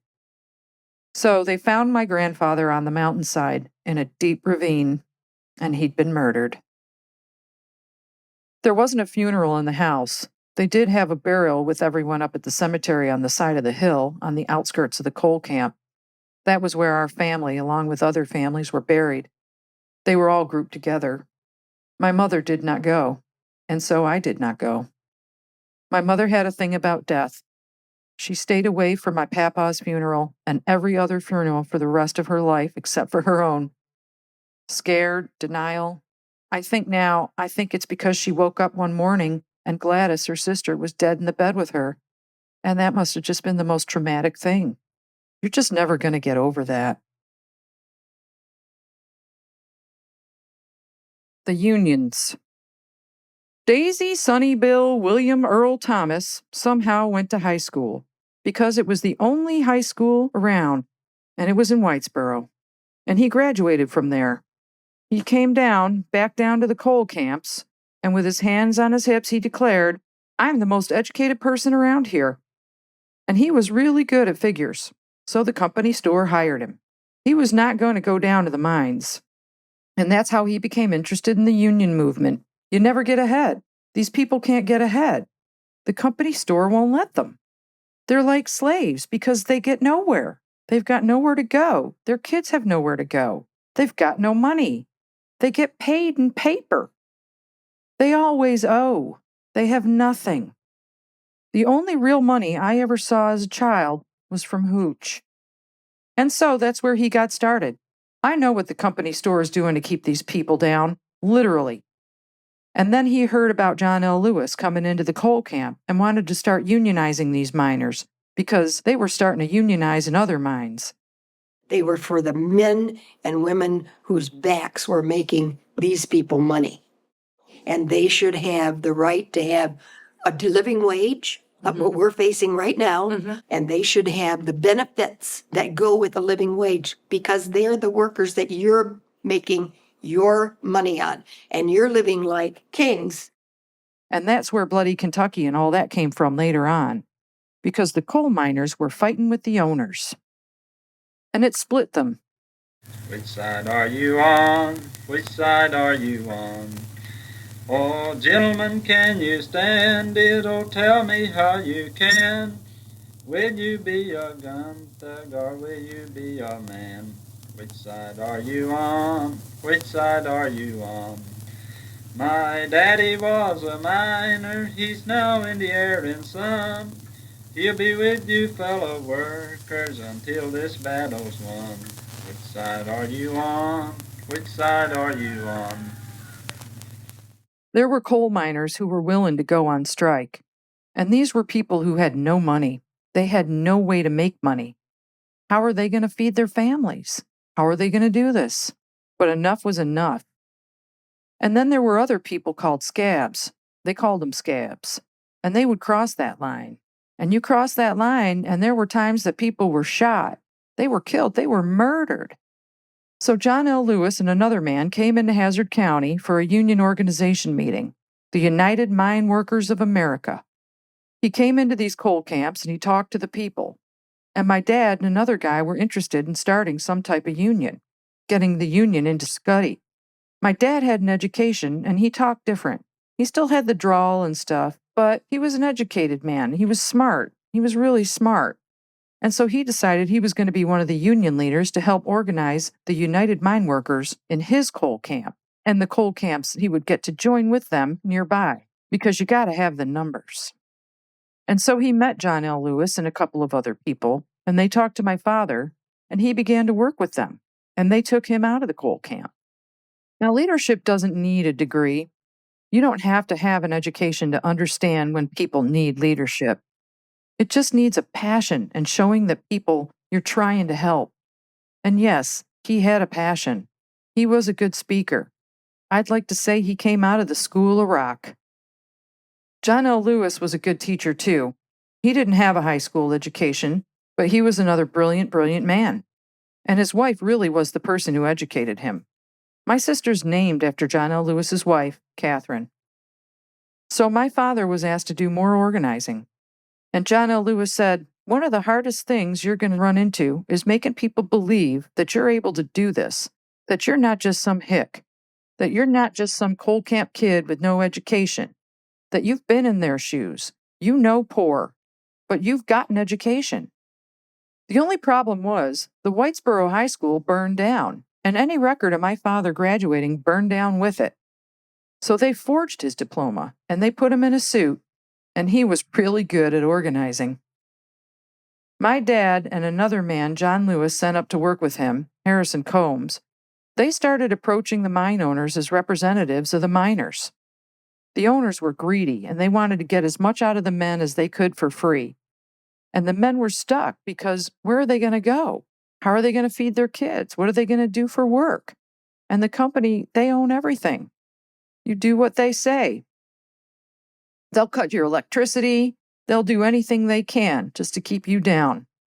And that's what they started doing. My dad and Harrison started organizing and getting the support of the miners. They had to get the miners to go on strike, and this was a dangerous time. It set the dividing line in the coal camp, and either you're going to do it or you're not. There's no middleman. There's no sitting on the fence here. Oh, how the good old Union has come in here to dwell. Which side are you on? Which side are you on? In coming together, people will be divided. Families will be divided. And the company started cutting off the lights, and people had to leave their homes because the company owned them. So they would live in tents in the outskirts of the camps. These conditions were bare bones of survival. A canvas tent, the clothes on your back, and a fire pit to boil water. So my dad said he knew a man who had a delivery truck, and he organized folks to go out and beg for food. So he took the people who were striking out to the farmers, all the farms around the land. The farms he worked as a child, and their neighbors. And they would go all around to these farmers and beg for food for the miners and their families until the end of the day. And they load up the truck with anything they could get, cabbage, corn, anything they could get. And they would take it back to the coal camp, and the people would all come to the truck like refugees. And my dad and the other collectors would hand it out. Well, that did not sit well with the company, because if you could starve them out, that was the best thing. You could start starving their kids and that sort of thing, and then you've got them where it really hurts. Which side are you on? Which side are you on? They say they have to guard us to educate their child. Their children lives in luxury, our children's almost wild. Which side are you on? Which side are you on? With pistols and with rifles they take away our bread.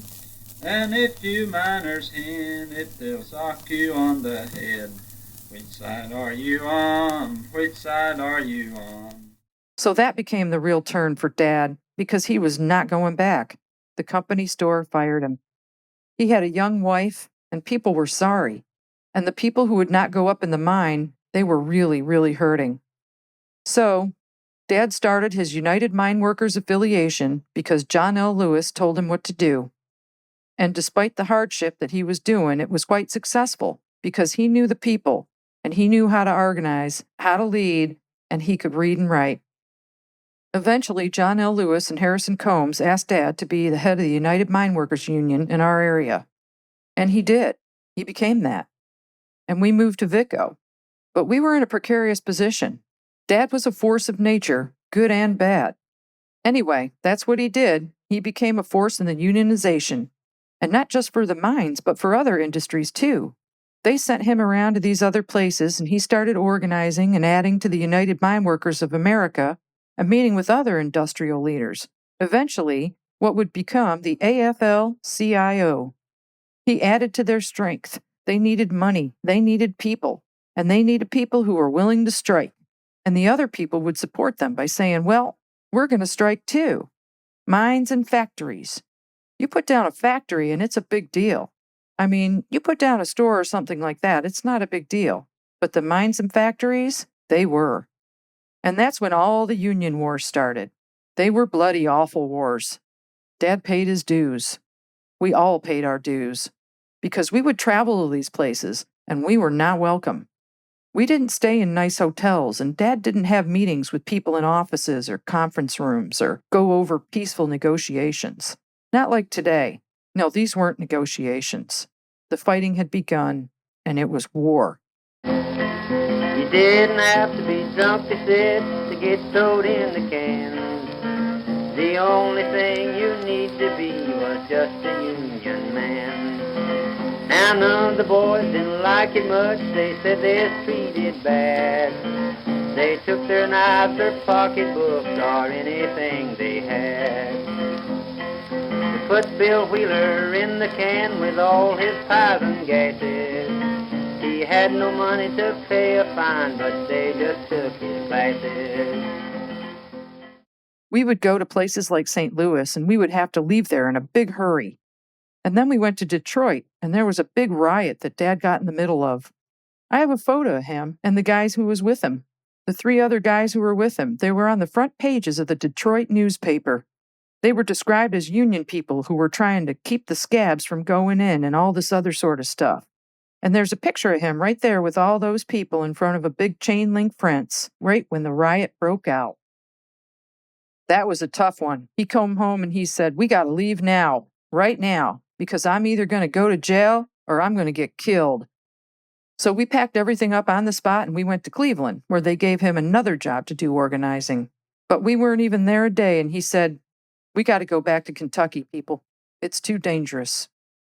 So we went back to Kentucky, to the county seat, Hazard, near Scuddy. And this is where I went to my first real school. I went into the first grade in Hazard. Grace is a ghost. We were living in Hazard when Dad got drafted, and now he was going from unionizing into the Army. Before he left, we moved to Cleveland, and I'm not sure I'll ever know exactly why we did that. I think the connection to Cleveland was that he had been there before with some union organizers, and he knew people there that would take care of us.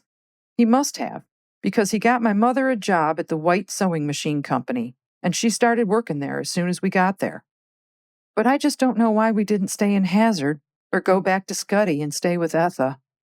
So we moved to Cleveland, and Dad found a place for us to live with my mother and Duke and I. The first place we went to, I'll never forget it, because I've never forgotten now how it reminds me of the tenements in New York when I lived there in the 60s.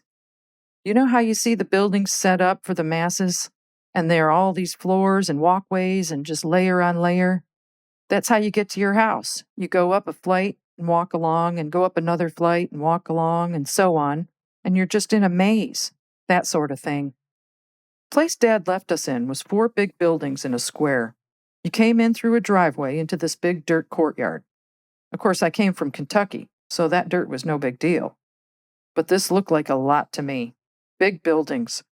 All we knew were 1-story stick-wood houses. The way it was built, it was just big to me. And there were clothes hanging down from clotheslines everywhere. It was unbelievable. Talk about the end of your rope. My dad left, and there was me, Duke, and my mother. My mother was going to be left alone for the first time. This was when we came to find out that my mother was not as capable of handling that kind of a situation on any level, and things were unraveling. There was a bathroom down the hall that I was terrified to go to because there were people all around. There weren't a lot of white people there, and I was afraid. I was totally out of my element, and I was still reeling from the constant moving and the fear from Dad's days in the union movement. Before that, I had been with my grandparents and all of my aunts and uncles and my cousins, and everybody took care of me. And we may have been poor, but they took care of me, and they fed me, and they kept me safe and comfortable. And this was just downright terrifying. And so my mother went to work for the white sewing machine company. Of course, she found a babysitter that was not competent. And this girl was weird. There was something just not right with her mentally. I was skeptical and on my toes with that one. It was time to buck up if I was going to survive this ordeal. The white sewing machine company had been called by the government to make parts for the war effort, and my mother was there all day, every day. She was probably in her early 20s, maybe 22, 23, something like that. My mother was gorgeous. I mean, really, really pretty. She was on the line for like a day or two until they plucked her off the line to sell war bonds. They took her off the line and they said, "We need you to sell these war bonds. You're going to be our representative in the factory to sell them." And she sold more war bonds than anybody. She always looked gorgeous when she went out, and I mean, she was winning all kinds of little prizes because she was selling these war bonds like crazy. Then my dad came home. But see, my mother, she didn't run a house. She didn't have it all together in that department. She was great looking, and she was good at selling war bonds. But meanwhile, back at the ranch, we were terrified of the babysitter, or alone most of the time. If my grandmother was a wizard, my mother was a ghost. I never felt like she was completely real. I could see her, but I don't remember a connection, the spark of eye contact, the knowing of her. She wasn't affectionate. I don't have any memories of sinking deeply into her body for a hug or feeling the protection and trust of a mother. There was always a filmy unknowing of whether she was living with us in our reality or in her own world inside her head. She was like a vibration that moved with and around us. She was beautiful, ethereal, distant, and unattainable. Her world, her consciousness, her daily routine was entirely confined in the environment she materialized in her mind. She never let you in. She never told you what she was thinking. And so we had no way of actually knowing our mother, or even if she entirely knew herself. There could have been many lives living on any given day: a glamorous movie star, an artist in the south of France, a lady of the manor, a hotelier. The mind has no limits to the life you are living if you shut out the rest of the world. Perhaps this is what she needed to do to survive the supreme depression of her lot in life. Or perhaps she was so far ahead of us all on how to simply manifest how you want to live, regardless of your external environment. She was not going to be a victim of what she was told to be at the moment. While this served my mother well, it did not vibrate out to the rest of us or change our lot. Well, my dad came home after he finished boot camp. He was allowed some time to come back, and he came in where we were, the place he had found for us. And he was like stunned. We lived in one room, one big room with a little tiny kitchen, and my brother and I slept on a couch. I don't even know where my mother slept. He saw how we were living, which how he was surprised, I don't know, since he left us there. But I think he assumed my mother would make it a little homey somehow. 3 people, 2 of us being the equivalent of 1 person, living in one room with a kitchen was practically a small house compared to where they came from. The whole thing was just unbelievable. So he started looking for another place for us to go, and he went around trying to find a place. And he found a place, and it was a German couple. They had a house on Euclid Avenue, and I'll never forget it, Euclid Avenue. Anyway, he found this place, and I think at the time they had a hard time finding a tenant because they were German.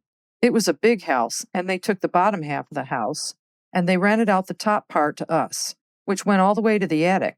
There was a living room, kitchen, bedrooms, maybe 4 rooms up there. So he parks us in there, and when I was in the 2nd grade by this time, I went to the Oliver Wendell Holmes School. It was down the street, and we could walk. And from then on, I do remember this distinctly. Wherever we lived, my parents, or maybe it was just my dad, always made sure we could walk to school on our own. By now, I'm cluing in that my mother can't handle a household, motherhood, what have you. She just couldn't handle it. Something wasn't right, but it wasn't explainable in words. I don't know if my dad might have known by then that she would need taken care of or managed, but it was about this time I knew something wasn't right. So we packed up and we went to visit Etha and the boys in Scuddy. I think Dad wanted to say goodbye to everybody since he would be shipping out to San Francisco soon. But there also could have been some strategizing on just exactly what to do with Grace. Somehow, some way, my father hired an Indian immigrant to come back with us to Cleveland. And her name was Adela. And she was supposed to take care of us. And my mother would, well, I don't know what my mother would do. I really didn't. So Adela came back with us, and she was a nightmare. We had to stand to eat, my brother and I. For breakfast, we had standing cereal and milk. And for lunch, because we came home for lunch from school, we had to stand at the table and eat tomato soup and crackers. And for dinner, it was always something weird, like a mashed up something. That's all I remember. And then my brother and I were put in a room after dinner, and we listened to the radio and fell asleep. In the morning, she'd wake us up, and it was standing cereal, school, soup, smashed dinner, and the radio. One day, my mother just up and took us all to Scuddy and left us with Etha and got on a bus to go see my father in Fort Sill, Oklahoma. She came back from that visit with my father. I do remember sitting at the dinner table, and when she came back, we were all happy to see her. And all of a sudden, the next morning, Dr. Baker came in, and he was talking to my grandmother and Thelma and Susie and the girls. Not the boys, just the girls. And this is when everything changed, because he said to my grandmother, "The children cannot go in that room. No one can go in that room except someone who is going to take care of Grace." And she was in there for months. That's all I remember. We never saw her. She was in the back bedroom by herself because they moved several beds up into the other rooms. The older kids found places to sleep around the camp, and she was in that back bedroom all by herself. We were not allowed to go in that room. I think we went through the summer and into school and just didn't see her. I never found out why. And Duke doesn't know either. Kathy was still a baby, maybe a toddler at best. My grandmother said, "You cannot go in that room. You are not to go in that room." And when someone in authority in my family said you don't go in a room, you don't go there. I had plenty of attention, though. Susie was my keeper again, and everyone else would just sort of keep you busy doing whatever they were doing. So, this is what happened, to summarize from what I can recall. Dad was in boot camp getting ready to ship out. He was in Fort Sill, Oklahoma, heading to San Francisco. She went to see him, and we were living up in Cleveland, so she dropped us in Kentucky. Something happened to her. I've said, "Mom, I don't remember what happened to you. I remember being in Kentucky and you at the house. What was wrong with you?" And she would just shut down. The curtain would go down. She never talked about it. And she said, "Well, you were well cared for by your grandmother." I said, "Yeah, but where were you? What happened to you?" And all I got was crickets. Maybe it was depression. Maybe she was suicidal and they were afraid of her. Because back then, if she were suffering from depression or suicidal, they might have thought that she had some kind of demon. I don't know. My brother thinks that she had an illness, and she thinks it was contagious. It was something that was contagious because nobody went in the room except Thelma and my grandmother. Maybe she had some kind of influenza or typhoid or, I don't know. What would you get back then that would be contagious? I don't know. But why would that not be something you'd just tell everyone? If you asked my mother in her late years, "Mom, what the heck happened to you? What happened in that room?" She never told us. Maybe she was so sick, even she doesn't remember. She might not. She always turned it into, well, you were well cared for, and it was the place that you should have been, and that's it. So my father went off to war, and after Mom's episode, we went back to Cleveland. My Aunt Velma came and lived with us until Dad came home. Now, I remember my Aunt Velma well.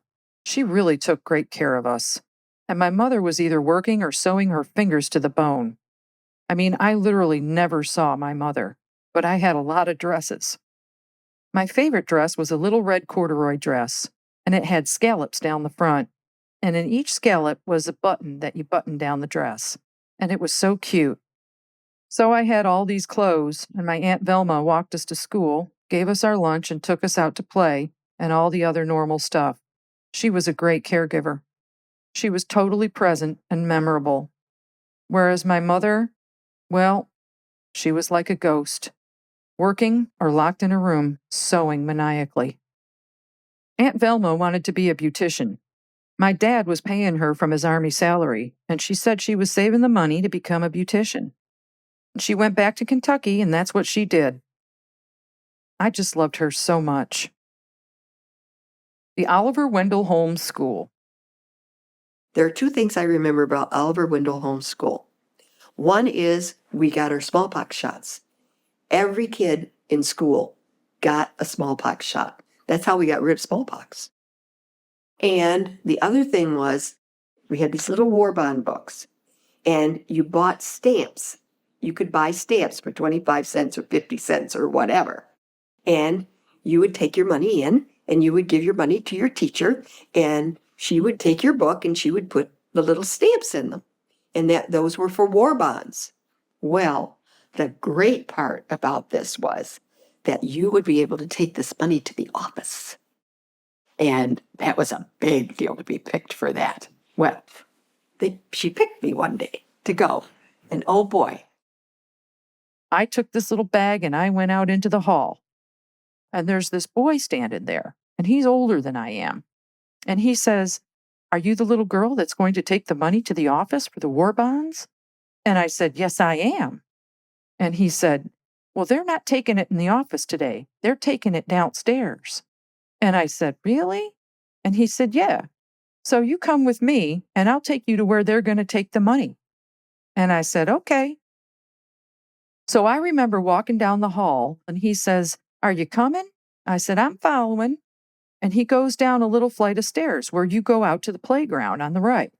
On the left, you go to the bathrooms. You go down a little flight of stairs, and the boys are here and the girls are there. And to this day, I think through my life, somebody must be watching me, really. Because I said, "But those are where the bathrooms are. You must mean we're going outside." And he said, "No, they set up a table down here. It's all good." And I said, "But I'm not going down there." And he said, "Oh, yes, you are." And I said, "No, I'm not. I'm going outside." Well, he grabbed that bag and he took off out the door. And I'm thinking, oh, this is my big day. And he took the bag with all the money in it.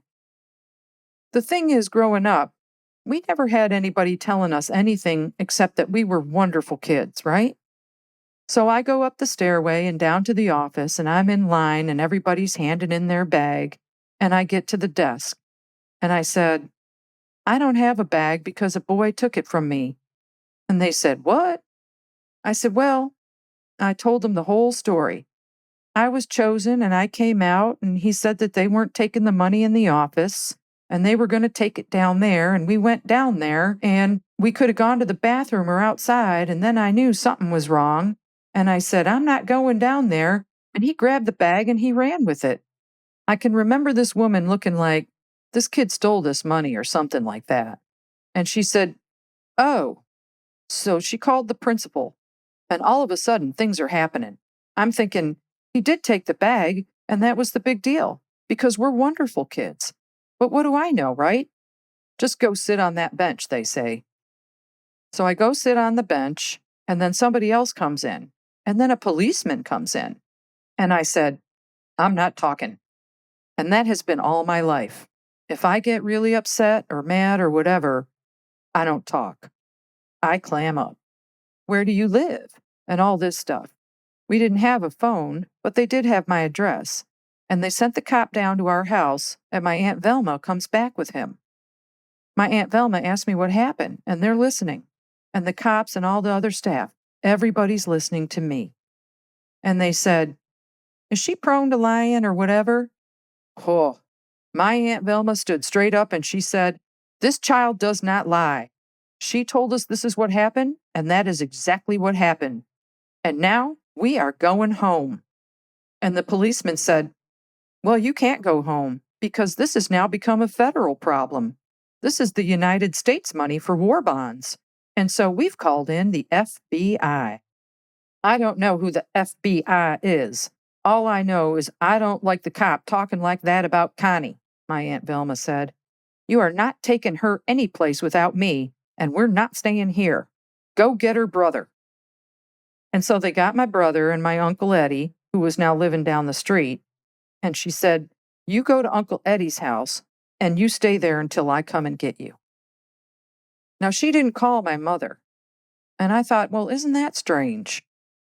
Anyway, before we go, the FBI comes and we're in the office, and I told them my story, and my Aunt Velma's saying, "You have to believe her. This is what happened." Then they got a call from another school, and another teenage boy had come in and had taken money, and that kid went to pieces. I don't know what happened, but they said, "Can you stay here? Because we're going to go get him." The next thing I know, we're in this room and all these boys are lined up, and they said, "Look at these boys and pick out who did this." And I'm looking at this group and I said, "Well, I don't see him. It must have been another boy." And they said, "Look at these boys." And they were all black. And I said, "But he was white." And so they left and they had these other boys come in and line up. And I said, "Nope, he's not here. He's not any of these boys either." And they said, "Okay, we will have another group that you can look at. And would you remember him?" And I said, yes, I would remember him because I was looking up with that kid who was leading me on that whole time, and I was clicking him in. So the next day we come in and I don't see that boy. The FBI comes to the house and they talk to the landlord and this sort of stuff. And then we go in again. And I said, "No, I don't see that boy." They got a call the next day that another boy had gone into another school and had done this, and they had caught him. They brought him over and I looked at him and I said to him, "You tried to get me to go into the boys' bathroom." And they said, "So this is the boy." And I said, "Yes, he is, sirs. We caught him." And they said, "You're a very good girl." And you know what I said? "Does this mean I don't get to take the money to the office anymore?" And I didn't. They never asked me again. And that's all I ever wanted to do, was take the war bonds money to the office. And that's what I remember the most about the Oliver Wendell Holmes School. Bazooka Man. Meanwhile, Dad went through San Francisco and into the war, and he was one of the infantrymen that did the range firing with bazookas. And there was a lot of math to that. You had to figure out how to make these bazooka grenades hit their mark, the angle and where it was supposed to go on that there spot on a map. And that's what he did. And so the only thing I remember was him sending me a letter about being in the Army, and he was part of this bazooka academy. And we got these little pins. All the kids had them. If your father was a sailor or if he was a pilot, you get a little battleship or an airplane or whatever. Well, we got a bazooka. It was a bazooka pin. And we wore it proud because our dad was a bazooka man. I wish I had kept that pin. I wish I'd never lost it. So the funny thing about that was that when we went down to the War Museum here in town that Jim is doing this ship model for, there's all this stuff that Jim comes back to me wandering around and he says, "Do you want to see what your father did in the Army?" And I said, "He was a bazooka man." And he said, "Well, yes, there's a bazooka right over there." And I went over to see this bazooka. It was the heaviest, biggest. They carried them over their shoulder. And then the guy would say, "Turn to this and so much west and so much," and whatever. That's what my dad did. He told them where to put these little buttons or whatever to shoot to hit whatever it was. And that was the first time I'd ever seen a bazooka since my bazooka pin. and I was sorry again I'd lost the pin. Okay, so moving ahead, we're out of the Army now, and we're in Cleveland. We're still in Cleveland. This is where things moved around a lot. At first, we had a small apartment over a hardware and barber shop. There was a stairway that went up to it in the middle, and we only lived there for about 3 or 4 months. And then we moved over to this other place on Denison Street. Now, this is what I remember about that. When my mother and father moved to Denison, and my sister was born by then, my dad said, "We're moving today, and we want you to go across the street and sit in front of the drugstore on the corner and wait for us." And we went to the corner to the drugstore and sat there. It was all tiled and nice. And Dad said, "Just you sit there and wait for us. And at noontime, we'll come pick you up. And we'll take you to the new house." So we sat there. And we sat there some more. And I began to get really upset. And my brother was sitting by me, and I said, "They're not going to come and get us. We're going to be orphans. They're not coming to get us. They've left us on a street corner." And the guy from inside came out and he said, "What are you doing out here all this time?" And we said, "Well, we're waiting for our father. He's going to come and pick us up. We're moving today, and he's going to come and pick us up. He told us to stay here." And we sat there all day long. School was out, buses went by, nobody came. We didn't have any lunch, and we didn't have anything to drink. We hadn't had any place to go to the bathroom because we were just sitting on a step. And I remember looking at my brother and saying, "We're orphans. We're going to be orphans. They're not coming back for us. It's just you and me. Where are they?" And my brother looked at me and he said, "We are not orphans. We are not orphans until we're not together. And I will take care of you, Connie. Forever. Don't you ever worry. I will always take care of you." And he did. My father came whooshing around the corner. He jumped out of the car, and there we were sitting there, and I was so happy to see him. And he said, "Oh, gee, I'm late. Get in the car. Your rooms are all ready for you. Get in the car now. I'm sorry I forgot about you. I'm sorry I'm so late." And I looked at my brother and I said, "You're going to have to be my father." And it was very traumatic for me. Really, very traumatic until my brother said, "I will take care of you." And I believed him. So we moved into the house on Denison. It was a double. We had our own bedrooms and that sort of thing.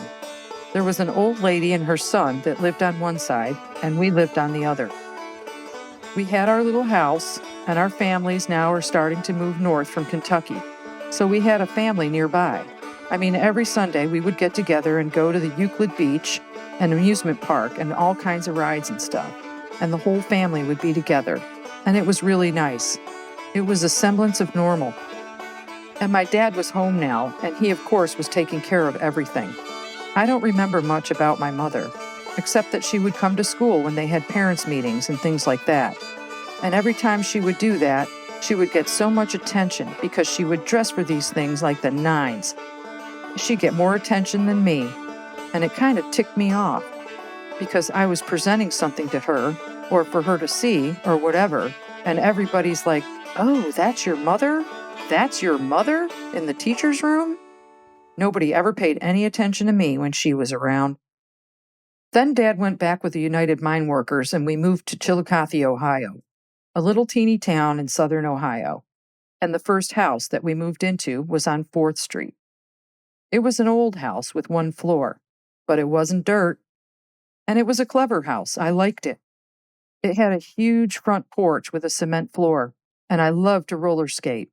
And boy, I just skated my little feet off. So here we are in another place, and I went to the Elmira School. Now, this is what I remember about the Elmira School. It was nice. My teacher was Mrs. Orr, and I think I was in the 5th grade by this time, and her husband worked on the railroad. He'd been a railroad man like my grandfather, Lafitte. She was a big woman and homely, but she was the nicest person you'd ever want to meet. She really was just nice. And when you're running around from school to school to school and you don't know what you're going to drop into, and one of those schools that I went to, the teacher was so mean, I was terrified all the time. I didn't learn anything. I was just sitting there scared all day long. How can you learn when you're thinking, if she walks down the aisle, what's she going to do to me? But Mrs. Orr was one of those teachers you always remember, and I'm sure I'm not the only one. Chillicothe, Ohio. We moved to Chillicothe, Ohio, and that was the most isolated, probably, place I have ever lived in my life. Chillicothe was probably 45 minutes, maybe an hour to the Kentucky border, and we would go to Scuddy a lot at that time. We would go to Portsmouth and over the Ohio River and then down to Scuddy. I remember this. We would leave in the morning early, and my mother always made chocolate chip cookies the night before for us to eat on the way. Every time we went, we ate chocolate chip cookies. We were always at my grandmother's house in the afternoon. Coming down through Ohio and into northern Kentucky and that sort of thing was pretty easy, until you got into the mountains. Once you got into Harlan County, in that area, it was all windy mountain roads, and that slowed things up. I don't know how my grandmother knew this. I guess she just judged it. My grandparents always lived on the side of the hill, and when we would come around the mountain out of Vico into Scuddy, they'd all be out there waving scarfs and shirts and pillowcases. There were times that we would go down there and visit for a while, and then there were times that we would go down there in the summer, and my parents would just leave us there all summer to stay. They would always leave us for a while. It was sporadic. Yeah, when we did go down to stay, I think this gave my mother some respite or something. I don't know, because my mother was different. Of course, it wasn't like a summer holiday. Since we pretty much grew up in the house, it was basically you went into the role that you lived in as a kid. The way any of the children or younger kids were treated was what you did, and you did what you were told because I said so, and everybody did that. You know the drill. There was no running off to play or being on your own to read a book. There was no activity camps. There was a playground, but there was really no place you could go to, and the playground wasn't much. No, there was nothing organized until you got to maybe up to high school age. And then there was baseball. You played baseball and that sort of stuff. The girls were usually busy babysitting. At home, my father was the only person that acted like a parent. Because my mother, even though she was the oldest of 12 and she knew how to take care of a house and cook and all that sort of stuff, she just didn't seem very interested in us kids. I don't recall ever talking to her about much as a mother and daughter would do, and she never gave us guidance or anything like that. Most people would sit with their child and read to them, but she'd just give us the book and say, "Read whatever you can." She didn't play with us like a mom or read to us like a mom, or bake cookies with us, or teach us how to ride a bike, or sew, or even comfort us very much. We were just on our own. She was always present, nearby, like a sheepdog you didn't pet. But the house was always spotless. She did a lot of sewing. My mom made all of our clothes, ours and hers. She was really good at that. She was sewing and keeping house, and she was canning in the summer. She had her own little garden plot, and she read a lot of magazines. My mom really wanted to learn, but not book smart learn, magazine article learn, like trends and decorating and fashion and culture stuff, like recipes for cooking dinners and baking. She didn't want us in the kitchen ever, because that was her space. She loved to cook, and she would take these recipes from the magazines, and we would have gourmet meals made from nothing for a normal dinner. We'd have stuffed pork chops with apple corn stuffing and some kind of mixed bean dish with chopped onion and chopped bacon and stuff like that. It was unbelievable, the meals that we had. Saturday and Sundays were dessert days, and she would always have a fancy dessert if she could swing it, like apple dumplings that were encased in pastry. At the very least, we would have Jell-O. She even made her own potato chips. We always had potato chips and stuff like that in the house. She was always really hyper-focused on other stuff like that. but never us. She got really into fashion and was sewing all the time. It was incredible what she could do without a pattern, like people that can play guitar or piano just by listening. She would go through the magazines and see how people were dressed, and then she'd make her own outfits, and she always looked really nice. I look back at it, and it was like my mother was never like Beaver Cleaver's mother, more like her cosmopolitan sister without a city. Because she was not into us kids. She was not affectionate. We were sort of treated like she would have treated her own younger brothers and sisters, taking care of us because Etha said so. I feel like I raised my sister. She would always say because that's the way it's done in her family, and that's what the next sibling did. They took care of the sibling under them. When Grace was 8 or 9 or 10, she was probably cooking, taking care of kids, and doing whatever. She was the oldest, and when you got that many kids coming along, the oldest really has to grow up fast as far as homemaking is concerned. My sister was 5 years younger than me, and she would always say, "Take your sister," because that's how she was raised. So I'm dragging this kid around with me all the time, right? After a while, it becomes that's what you do. She didn't even have to say, "Take your sister," because I'd just say, "Come on, we're going here, we're going there, or we're going wherever." And Kathy would just tail along. Getting ready for bed at night, she'd say, "Take your sister." There was none of this, "I don't want to do it." That kind of stuff. Never. She was always there, but she was just always busy doing something else. Obviously, she's distant and withdrawn just by the virtue that she's always doing things. I was taking care of Kathy, and she was doing her thing. I remember all these things, but I didn't really pay attention to my mother as a child. Looking back and knowing what I know now about my mother, I think she was really depressed and really manic, and that's why she was either withdrawn or running around.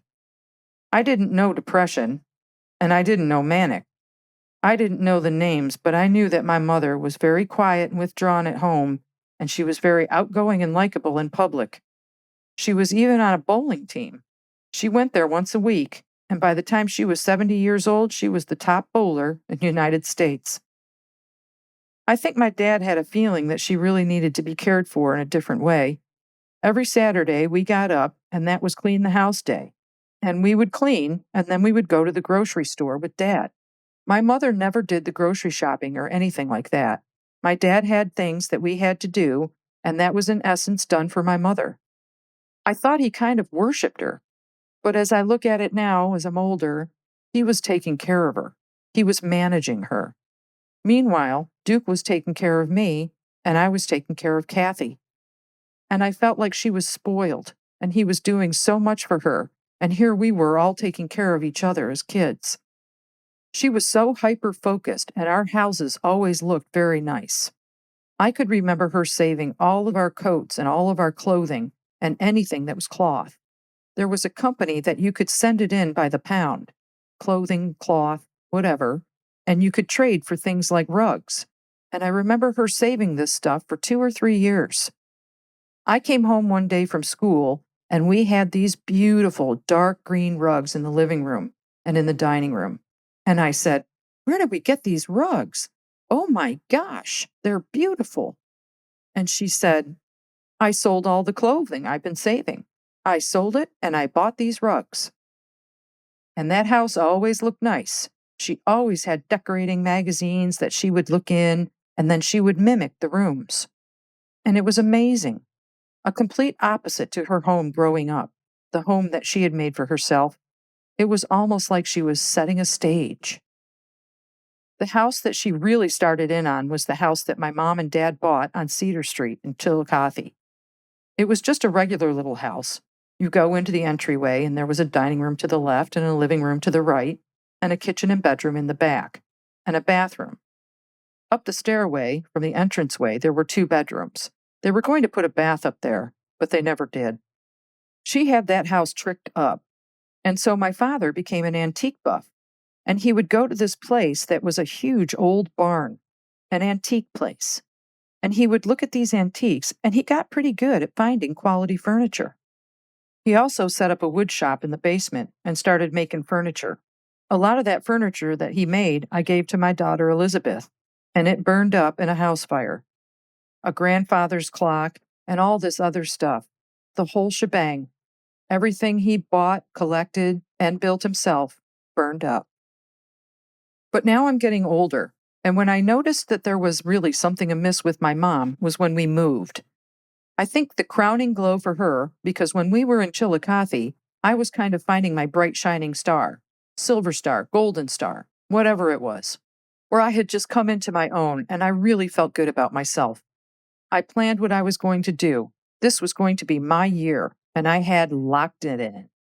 I think I began to notice then that my father was really taking care of my mother and not taking care of us or paying any attention to anything we were doing at all. It just dawned on me one day. Wait a minute. There's something strange about my life, my situation. It's so mysterious, too, that you wouldn't notice it until you were old enough. It was such a mysterious thing, mental illness. It was the time in the 50s, mainly, that I remember where families were like, leave it to Beaver.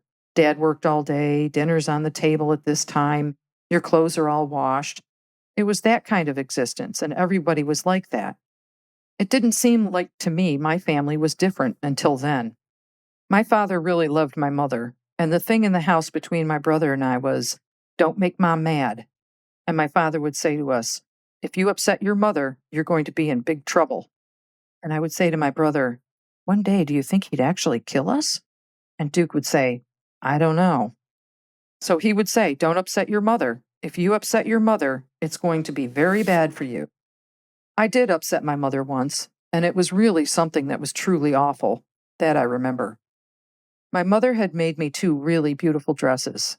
She had made me a pretty pale pink wool dress, and it came down to right above my knees. It had a pretty scallop collar that draped around the neck with decorative buttons down the front, and it was an absolutely perfect fit. The material had cost her a lot of money, I knew it. I wanted to paint my nails pink because my mother had pink nail polish, and I dumped that polish all down the front of my dress. And I thought, my dad's going to kill me because she's going to be so upset. She just finished this dress and I just dumped this on it. I came out and she was upset. Number 1, I had gotten into her nail polish and I shouldn't have. And number 2, I had dumped it on the dress that she had paid a lot of money for the material. I thought, I'm really not sure if my dad won't kill me for this. And I said to her, please don't tell Dad. Please don't tell Dad. Don't be upset, Mom. Please don't. And I'm trying to get this stuff off and I'm just making it worse than ever. And now at this point, she is mad. And I kept telling her, please don't tell Dad. Please don't tell Dad. He will really hurt me, I thought. And maybe he would have. I just remember the look on her face like, this poor girl, she's terrified. And she said, we're going to forget this dress. And she just folded it all up and put it away. And she said, we're not going to tell your father. Don't tell your father, and I'm not going to tell him, and you're not going to tell him. And I said, okay. I was so relieved. In the back of my head, I thought, she's going to do it. She's going to spit it out. But she didn't. She never told my dad. And I was so grateful. And then I thought, I wonder if she's afraid of Dad too. Because I'm afraid of him. And my brother was afraid of him. And my sister was terrified. In fact, my sister told me, she said, I had a terrible childhood. I lived in fear my whole life until I left that house. I was scared. I was scared all the time. I was a frightened child. And that's all I remember about my childhood. Grace was sort of a filmy, ghostly kind of mom. She wasn't somebody you could latch onto. And she wasn't reading us books and putting foundation under us that made you feel like she's got your back. And Dad was sort of like, don't tick your mother off. So I don't know. I didn't feel it then, but I felt it later on in life because of the events that happened after she became actively manic depressive and showing symptoms. There was a lot more going on between my mother and father that we didn't know. I looked down the road and I saw a train coming, heavy down the walking street. I jumped on board and the train kept running, 'cause I got the red light blue. Oh, carry me back to Carolina, send me down the walking street. I'm going back to old man Danner, 'cause I got the red light blue.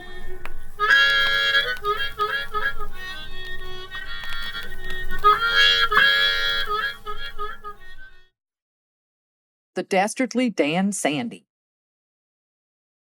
Now, at this point, my father is still working for the unions. He was a legitimate union leader and negotiator for the Mead Paper Company, which is one of the biggest paper companies in southern Ohio. And Dad was good at his job, and every place he would go, he would unionize people. He was a great speaker. But the union was beginning to turn now, because the dues were going up and the people were paying more and getting less. And this is when the mafia started taking over. And the mafia had a totally different philosophy. They were there to make the money. And so if you belonged to the union, you had to pay dues, a lot of dues.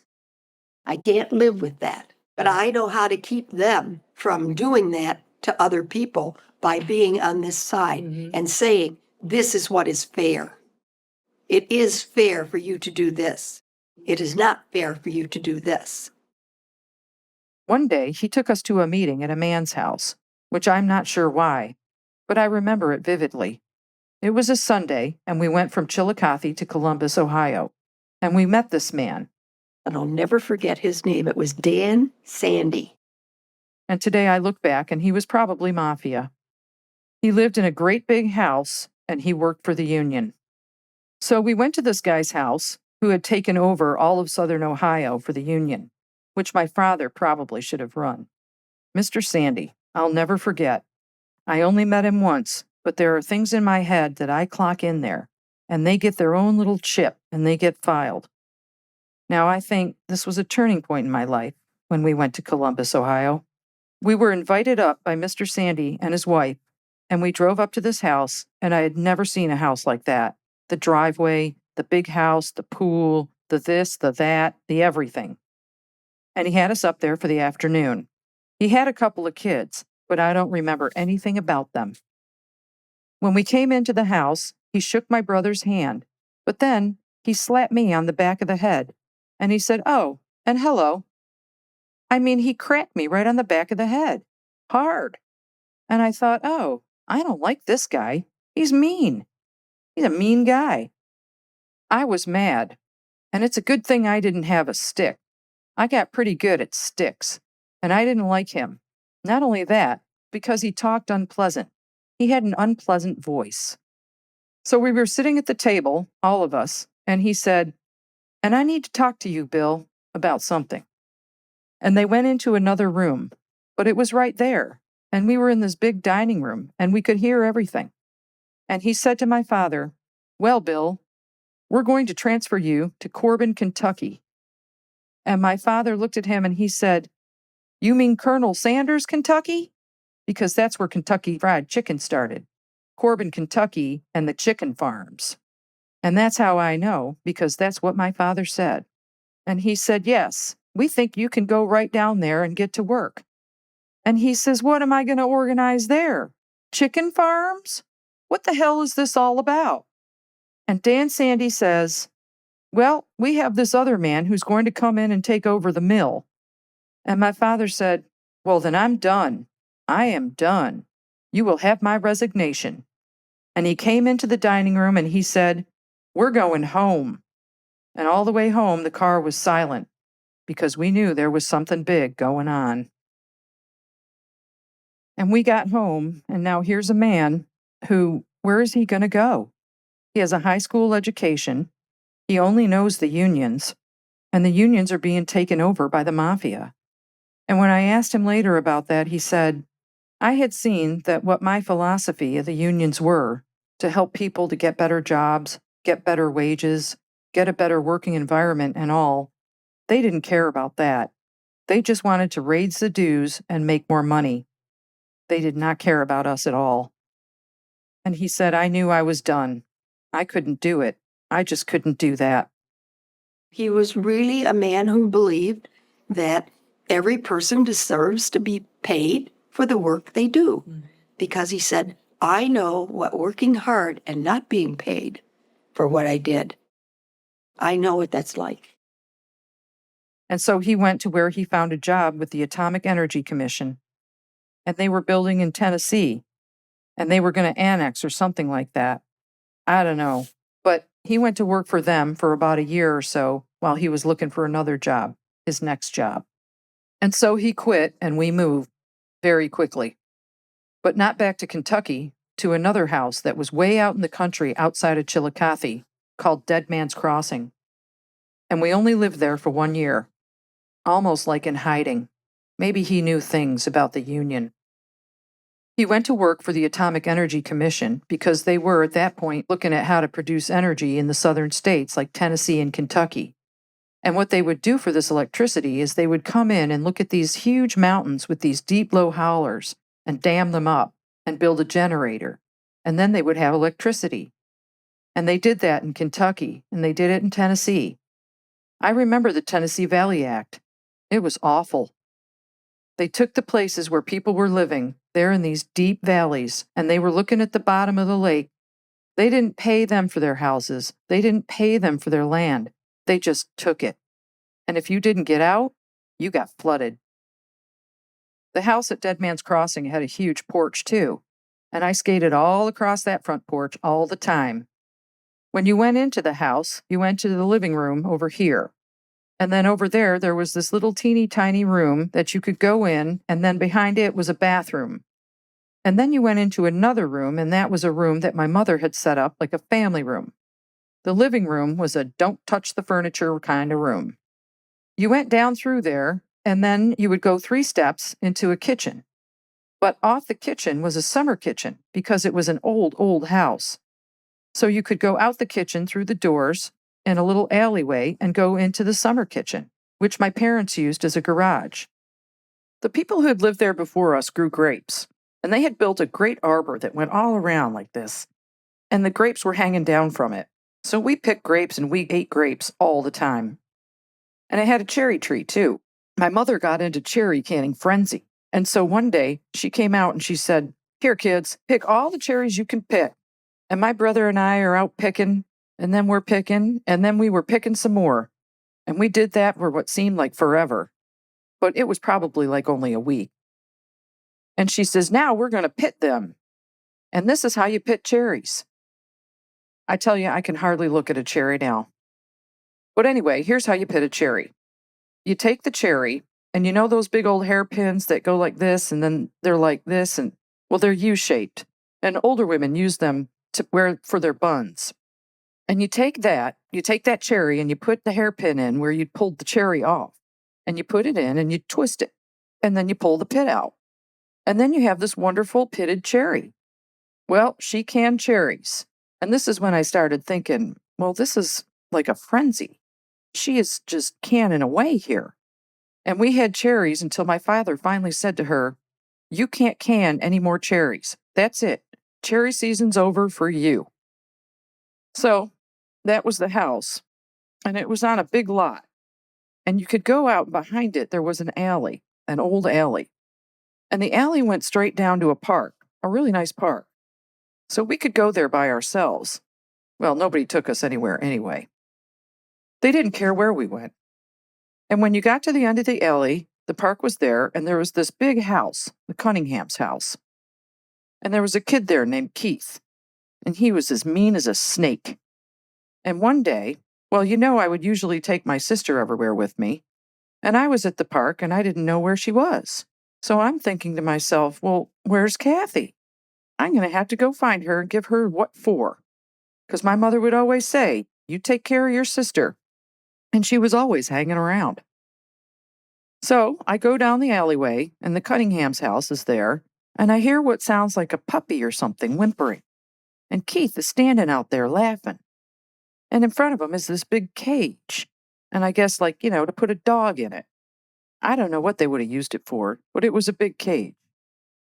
And I said, "Oh, you got a new puppy there." And he says, well, he looks up and he goes, "Well, no, I don't have a puppy here."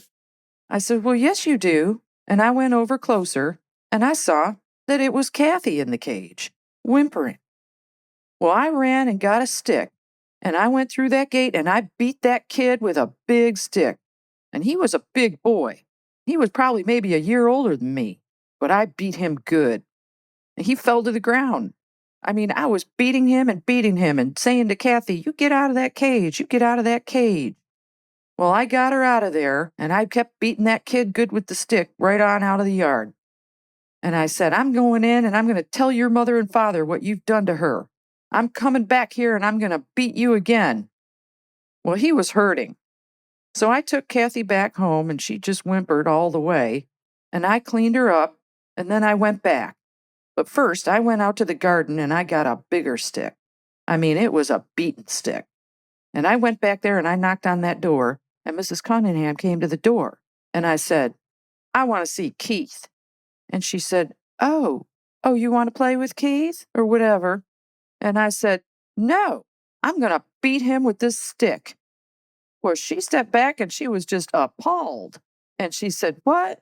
What are you doing? And I said, he locked my sister in that cage and I beat him, but I didn't beat him enough for that. And she says, Keith? And he came out and she looked at him and he looked like somebody had been beating on him. And she said, Keith, did you do that? And he says, no. And I said, well, yes, he did. And I'm not finished with you. And she said, you don't have to worry, dear. I'll take care of it. So I went back home. I figured she told me she'd take care of it. So I guess she will. But I never went down that alley again. Keith and I were in the same school. And I gave him the dirt look every time I saw him. But he didn't mess with me. I think he was afraid of me. You think? During that time, somehow Dad heard about an opportunity at the Mead Paper Mill Company, but on the other side of the table. So we went back to Chillicothe, and he worked for Mead on behalf of the corporation, getting them straightened away on how to fight the unions. He had the insight into the union side of things, so he did very well for them. So now he's making a name for himself. And then he got a job with Olin Matheson, because he went up and he talked to them and he told them what he could do for them that he did for the Mead Paper Company and what he knew and how he knew how to do it. And they were having problems with their labor. He spent a lot of time in the trenches organizing those unions and knowing everything they were up to. Well, that then led to his success on the other side. It made him a really good asset to companies in negotiations. He was a really good negotiator. They couldn't pull anything on him that he hadn't already done or known about. The reason he did that was because the unions had been taken over by the mafia, and the mafia had a totally different philosophy. They were there to make money from the workers. If you belonged to the union, you had to pay dues, and a lot of the dues, not just a little bit, but a lot of the dues were for protection of your job, just like the grocery store on the corner had to pay protection from the robbers.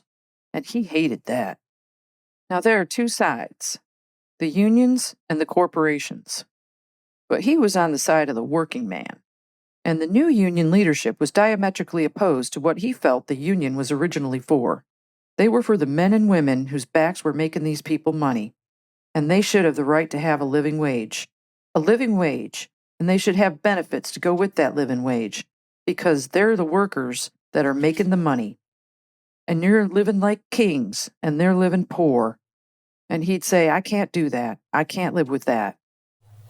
Oh, I don't want your millions, mister. I don't want your diamond ring. All I want is the right to live, mister. Give me back my job again. We work to build this country, mister. While you enjoyed a life of ease, you've stolen all that we built, mister. Now our children starve and freeze. Oh, yes, you have a land deed, mister. The money all is in your name. But where's the work that you did, mister? We're demanding back our job again. Think me dumb if you wish, mister. Call me green or blue or red. There's just one thing that I know, mister. My hungry babies must be fed. We'll organize together, mister, in one big united band. With a mighty farmer labor party, we will win our just demands. Take the two old parties, mister, No difference in them can I see. But with the Farmer Labor Party, we will set the workers free. And so he went to the other side and he told them how to break up the unions. He was an exceptional negotiator. It was simple. This is what's fair. It is fair for you to do this, and this is not fair. So you shouldn't do that. And you just can't argue with common sense.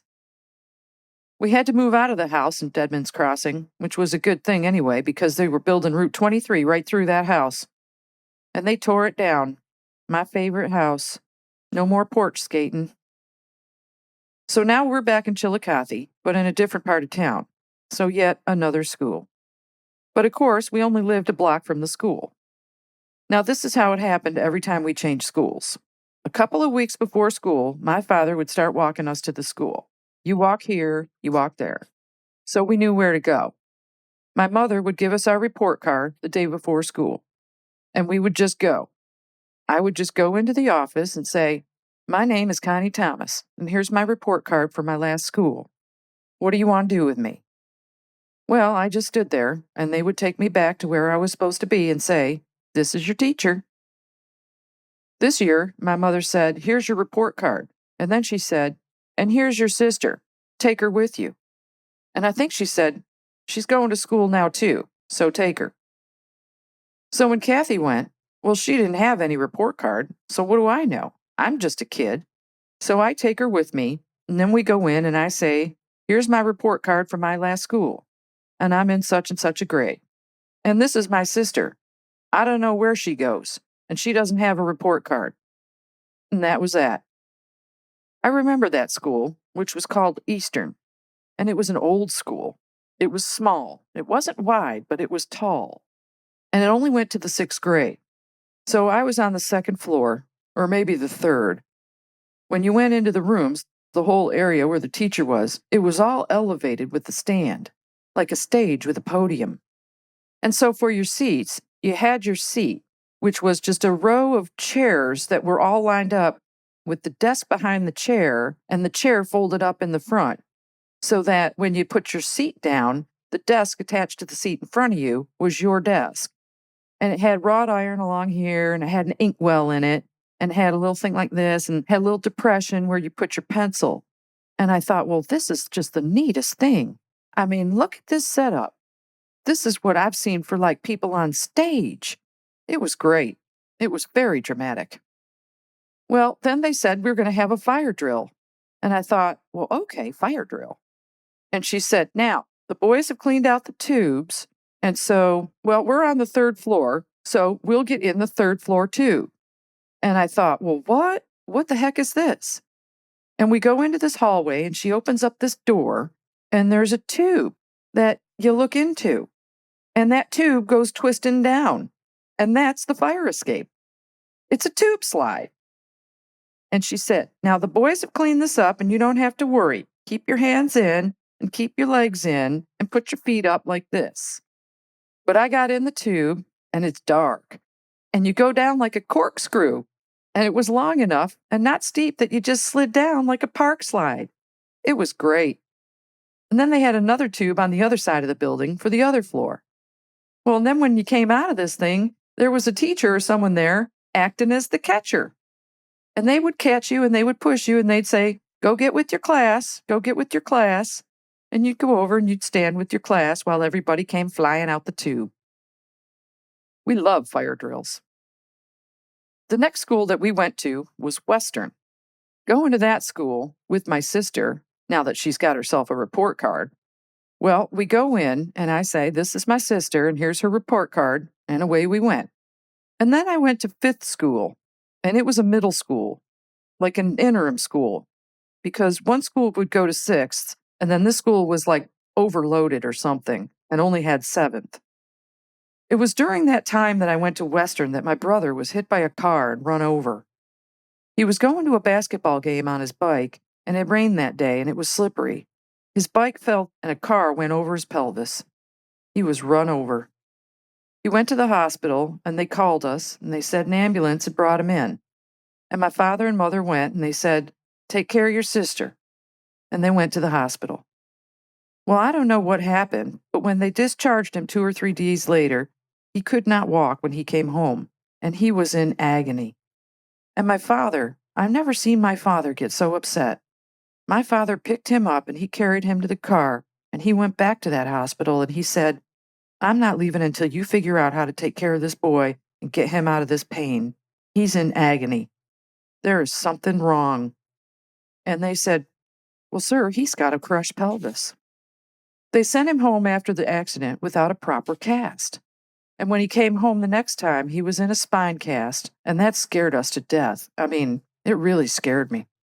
They brought all the equipment and everything for him. The cast went from his chest to his feet, and in between his legs, he had a bar that kept his legs apart because he had crushed his pelvis, and this kept his pelvis in place. So when he turned on his side, his legs stuck up in the air.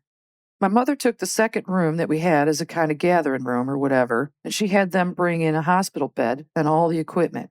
And my mother took care of him that whole last half of his schooling. And they sent him stuff that he had to do, which he did. And he went on to the next grade. The hospital people were stupid, I guess, and he wasn't well cared for. There wasn't an orthopedic person there. I don't know, but I know I've never seen my father so mad. Never. And the guy who hit him, well, they sued him, and they sued the hospital. And we got enough money for us to get out of the house we were in and move into a house that Dad had built. And this was the house that Duke built. But moving again to Cedar Street was our 4th move in Chillicothe. 4th time. 4 different schools. Because the school I went to at the time didn't take Cedar Street. East Siders, West Siders, North Siders, and South Siders. That's the way it went. Now, my parents had some extra money because I know when Duke was ready to go to college, my father had the money that he could send him to Ohio State. As far as we were concerned, my father was tough on us. Yeah, I remember him sitting in his chair. He always had his chair. I mean, every father had their chair. And he was reading the paper, and I walked by one night and he says, "You're going to college." And I said, "What?" And he says, "Well, what are you going to do?" And I said, "Well, I want to be a language interpreter." And he said, "Excuse me?" And I said, "Well, yes, I want to go to work at the United Nations. I love language. I've taken Latin for 4 years, and I can do all kinds of things with that. I just love it, and I want to go to New York. I could be great at that." And he said, okay, let me tell you something. You can be a nurse, a teacher, or a secretary. On my dollar and on my time. Now, after you do that, you can get a job as a teacher or a secretary or a nurse because you can always get a job and be independent. You won't have to worry about anything. And then on your time and your dollar, you can go take all the languages you want, but not on my dollar. Now go away. I'm reading my paper. And he stuck to it. He would say, "Okay, what are you going to do? Are you going to go into nursing or teaching? And I think you've already done the secretary thing and you didn't like it." Well, this was because I worked as a secretary for some lawyers while I was in high school. And I could do shorthand because he insisted, "You take shorthand and typing in school and you can get a job anywhere." So I did, and I got a job. And after I got married, he said, "I will help you in any way that I can that doesn't cost me a dime because I don't owe you a dime. I don't owe you anything. You got your education, and now you're getting married. But I will help you if you need help. If you want someone to come and help you take care of your kids, or you need help around the house, or you need help with anything, except for anything that requires money, I'd be happy to do it. But not another dime." He died when he was 80, and he so wanted to make it through 2020. He really did. Niagara Falls. My senior year in high school, my dad came in and he says, "We're moving." And I was heartbroken. Heartbroken. I know what it's like to go into a different school every year. And this is my senior year in high school. And I thought, I was all clicked in now. And now we're going to Niagara Falls, New York? Oh, geez. So we pack up our stuff and we go to Niagara Falls, and he was on the other side of the table again working for Carborundum, which Robert Kennedy's Ethel Kennedy and her parents owned. And they had big houses. But what really got me, and I became very, very withdrawn before we left. And for the first month, and we were there until I said to myself, you got to get it together. You can't go through this year like this. You're only here for a certain period of time, and then you're out there. You're 18. You can move when you want. Soon, you're going to be on your own. And I'm talking to myself because I was depressed and I needed to get myself out of it because it was not fun in that school. We didn't get there until the end of September. So when we got to Niagara Falls and we moved into a house, it was a duplex, and it was in the factory section. And they were all duplexes there. There were houses where grandparents lived upstairs and all that other kind of extended family stuff. And we happened to get into a duplex where the Solarises lived over with the papa and the grandfather and the son and whatever. Everybody around us was Italian, Armenian, they were all foreign. And I'd never even heard of some of these countries. Now, I had come from a very small school that the girls wore bobby socks, and you had your little Peter Pan collar and your little monogram, and that was it. We didn't wear makeup or any of that sort of stuff. It was a small town. Now, I go to Niagara Falls High School, and there are 700 people in that senior class. We graduated 700 people. They had to do it over 2 nights, A through L the first night, and M through Z the second. That's how big that school was. Everybody had makeup on. Everybody had a purse. Everybody wore stockings and these little trapezial shoes, and they were looking good. And I had never looked like that when I went to school. So off I go to give them my report card. And I had done really well in Chillicothe and had really high marks. And I remember this gal, she took it and she says, "Wow, this is a really good report card." And I said, "Yes. And I have to add 2 things to that. Shorthand and typing." And she said, "But you've got a total history, English, and science. That's all you have on here." And I said, "My father told me I could be a secretary, a nurse, or a teacher. And so I took typing and shorthand. And they go together, and I have it." So she said, "Well, we'll try and get you all those in, but you also taken languages and all the other stuff." I had 3 years of Latin under my belt by then. And they said, "We can't do this because we don't teach Latin. We don't teach Latin here." And I thought, well, I wonder why. I mean, you're all Italian. Italy, Latin, I don't know.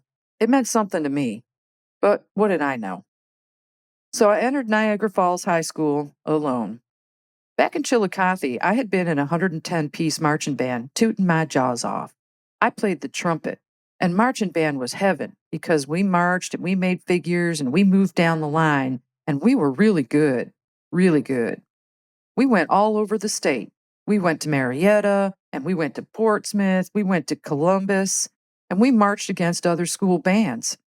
Because in halftimes back then, you'd have these bands come out, and then they would say, "Well, you get a 10, or you get an 8, or you get whatever." And our band, well, we were clocking it. We had 110 people exactly like Ohio State had.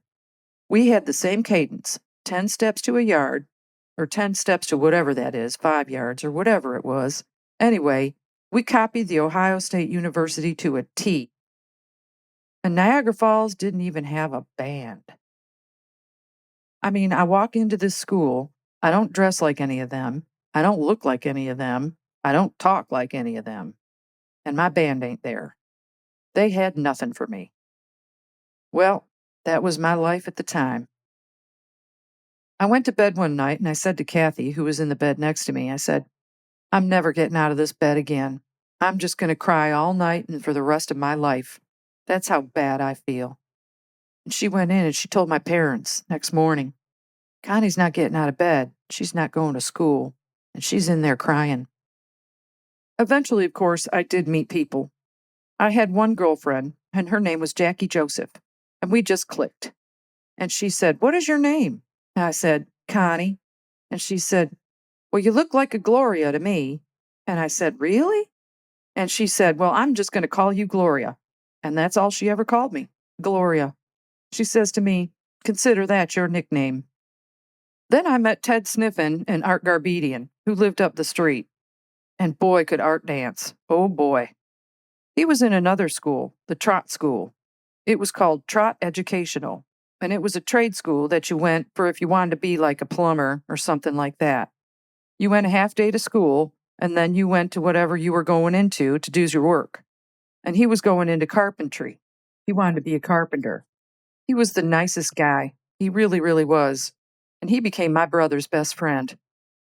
So in that manner, I was going to things because of Jackie and these two boys in these two other schools. And they did make my year tolerable. Because they introduced me to people where the other girls, well, they didn't pay any attention to me.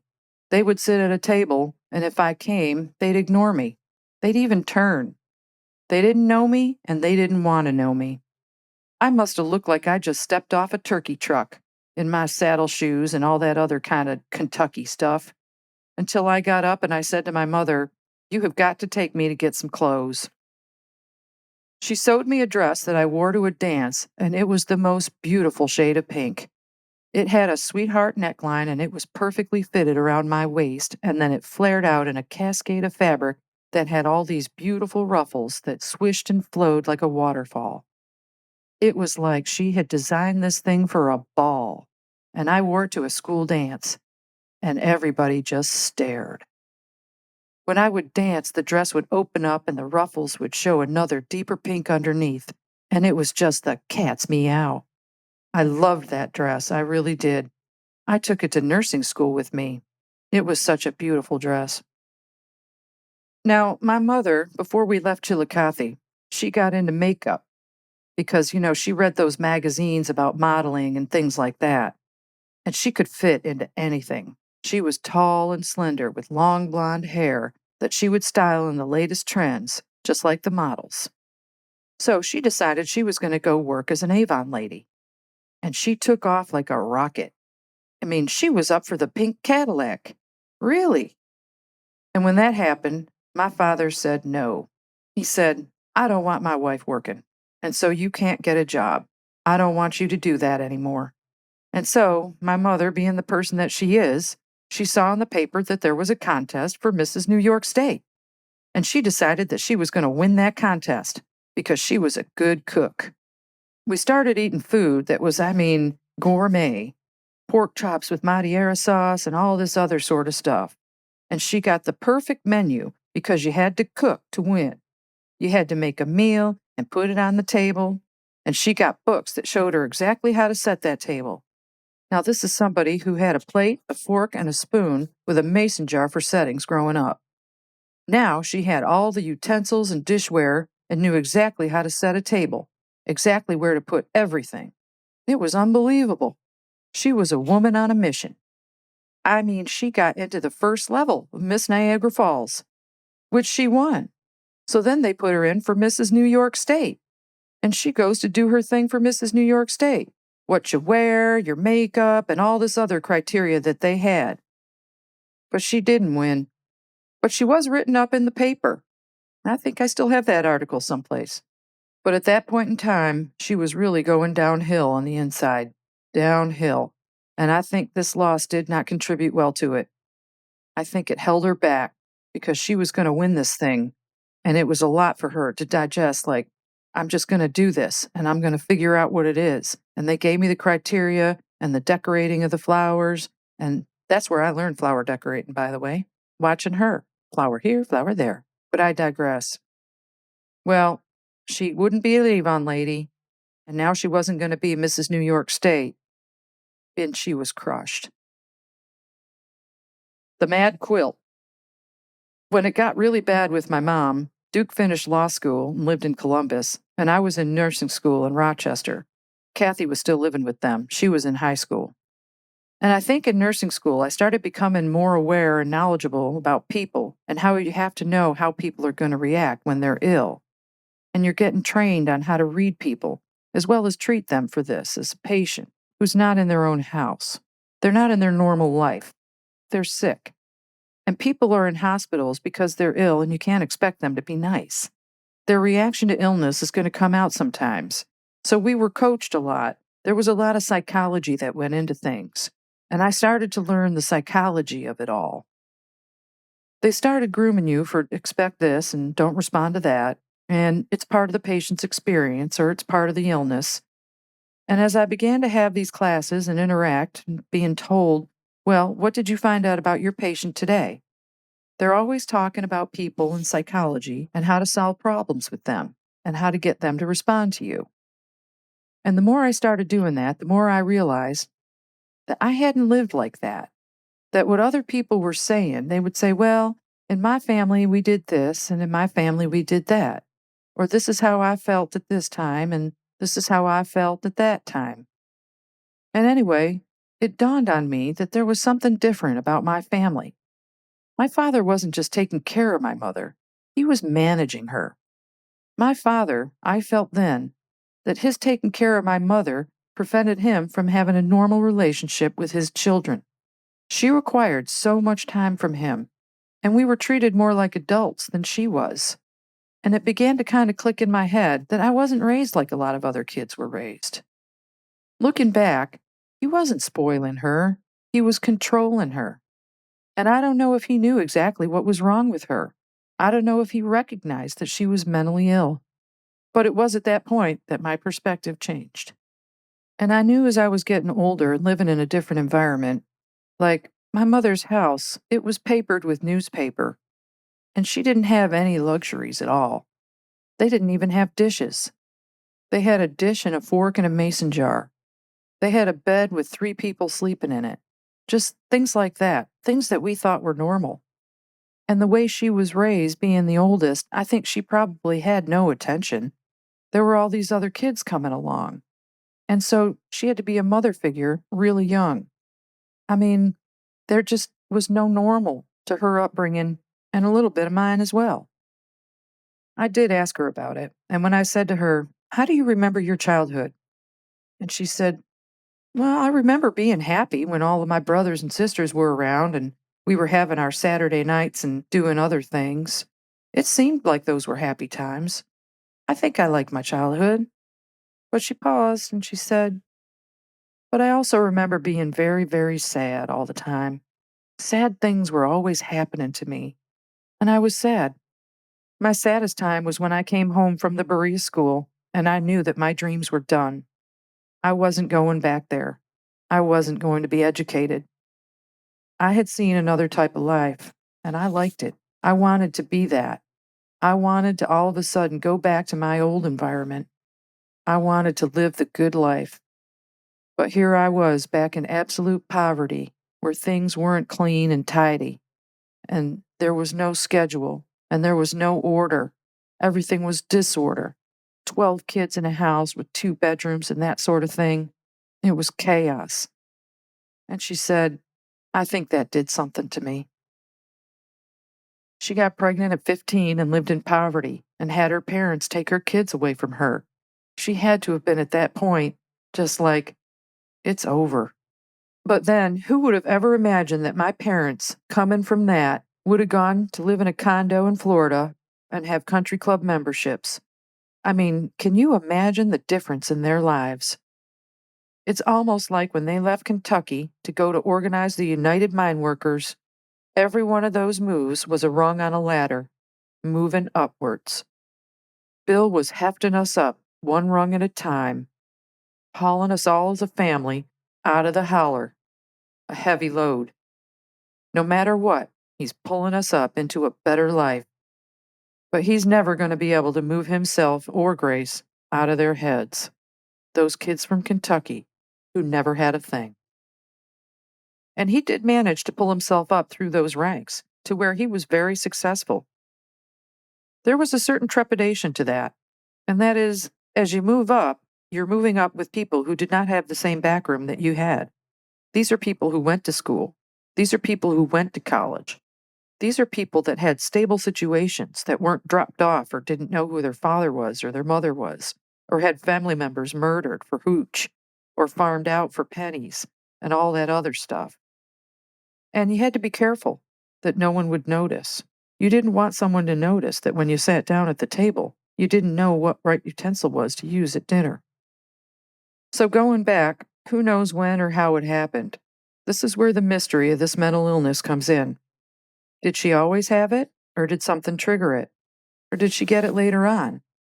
The thing with Grace, she seemed like she was holding it together. Because how would you be able to tell anyway? Not based on our lifestyle. She was in a family at 12, married at 15, and being dragged around the East Coast while Dad's in the unions and the war and all that other stuff. So we would never have known one way or another. I mean, every day we were just reacting to what was in front of us. We also wouldn't have known it because there was no such thing as mentally unhealthy people. You were either sane or crazy. But I did start to take notice when I went home from college. Actually, my sister noticed it, and she said, "There's something wrong with Mom. You know, she's kind of crazy." And here's why. She was 5 years younger than we were, and she didn't have a sibling, like I had Duke. We had each other's back. She didn't have that. Nobody had her back. Nobody was taking care of her, and that's when things looked bad for Mom and Dad. He didn't step up. He seemed to have checked out once Duke and I left, much to Kathy's dismay. And so now Mom has mentally broken down. And my sister said she's different. They're fighting a lot. And I think that's when my mother said, "Well, I can just do this on my own. I could take care of myself." And she was acting out a lot. She wanted more freedom. And she was running off on tangents, and she was not well.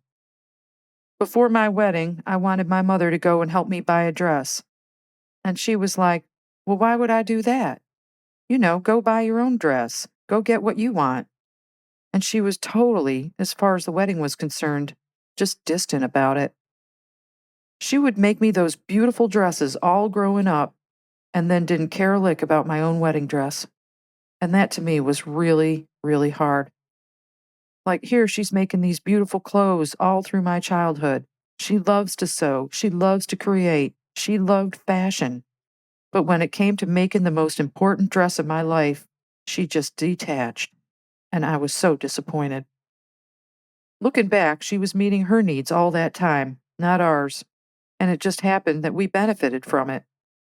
When it came to the realization that something was wrong, Kathy was the one that kind of put it all out there. They're fighting, and they never fought. And my father would say, "We're going to do this," and they would. But all of a sudden now, she's wanting to do her own thing. And that must have really rocked his world. Grace is now wanting more freedom because now she's probably getting severely manic. She wants to golf, and she wants to bowl, and she wants to be out with her friends. And she's hyper-focusing on things and obsessing. If she went to play golf, and she played golf every day, she took lessons, she was going to be the best golfer. And she was bowling, and she took lessons, and she bowled every night. And the one thing she did too is she did quilting. And I have a quilt that she did in a manic phase that we call the mad quilt. She did the whole thing in one weekend. Her clothes were also getting a little more precocious than before. Her hair was getting done with everybody else on Friday afternoons, and she was coming out of her shell. And Dad had that to contend with too. He always knew where she was and what she was doing. And now he wasn't so sure she was bowling. He wasn't so sure she was golfing and that kind of thing. And sometimes she was, and sometimes she wasn't. And we don't know what she was doing, but there was talk. I came home from school once and he said, "Well, your mother took off one night and I didn't know where she was." At the time, she had gone over to Kathy's and stayed there. But there were others. She would do things that were out of the ordinary like that, and it made him very anxious. And I said, "Dad, she needs to see a doctor." And he said, "Oh, yeah. And I said, "She needs to see somebody, and you need to discuss what's going on with her." And so he did. And the doctor said, "Oh, well, she's just going through the change of life." Well, she would have been in her 40s, but looking back, this was a much longer term thing, and the doctor probably didn't have a sliver of the story or the background to go on back then. So he put her on estrogen and this sort of thing, and that's just making her worse. You know, she's acting out, and she's saying things completely out of character, and she's going out and buying racy clothes and fighting with people in the stores. And so I said to him, "There's something wrong with her. Get her to a psychiatrist." She needs to see someone who's going to work in the field of psychiatry." Well, he went bonkers. "Oh my God, my wife is not crazy. She is not crazy. I can take care of this. And I said, Dad, I don't think you can. And he said, oh, yes, I can. We are going to handle this. She's going to have to tell me where she's going, and we're going to have a normal life. Well, the cat is out of the bag now, and she started really acting up. She would drive all over the place. She would drive someplace and say, oh, I'm at my sister's house in Indiana, and I'm on my way to Kentucky. But she would never show up at either place. And sometimes she'd show up at my place in New York. And when I was living there after college, I didn't know what was going on. So he would call and he would say, hey, is your mother there? And I'd say, yeah, she came for a visit. Well, I didn't know she was coming. And I would say, get her to the psychiatrist, Dad. You've got to get her to the psychiatrist. And so finally, he did get her to a psychiatrist. And the psychiatrists back then, well, they didn't know manic, and they didn't know depressive or borderline or all the other things we have today. It was the infancy stages of psychiatric care. So they said she had schizophrenia. They diagnosed her as a schizophrenic and treated her like a schizophrenic. And everybody went into schizophrenic pot back then, because that's all they really kind of knew. So they gave her hardcore medications like lithium and shock therapy. Well, you can't treat a schizophrenic like a depressed person, like a manic depressant, which they didn't know that back then.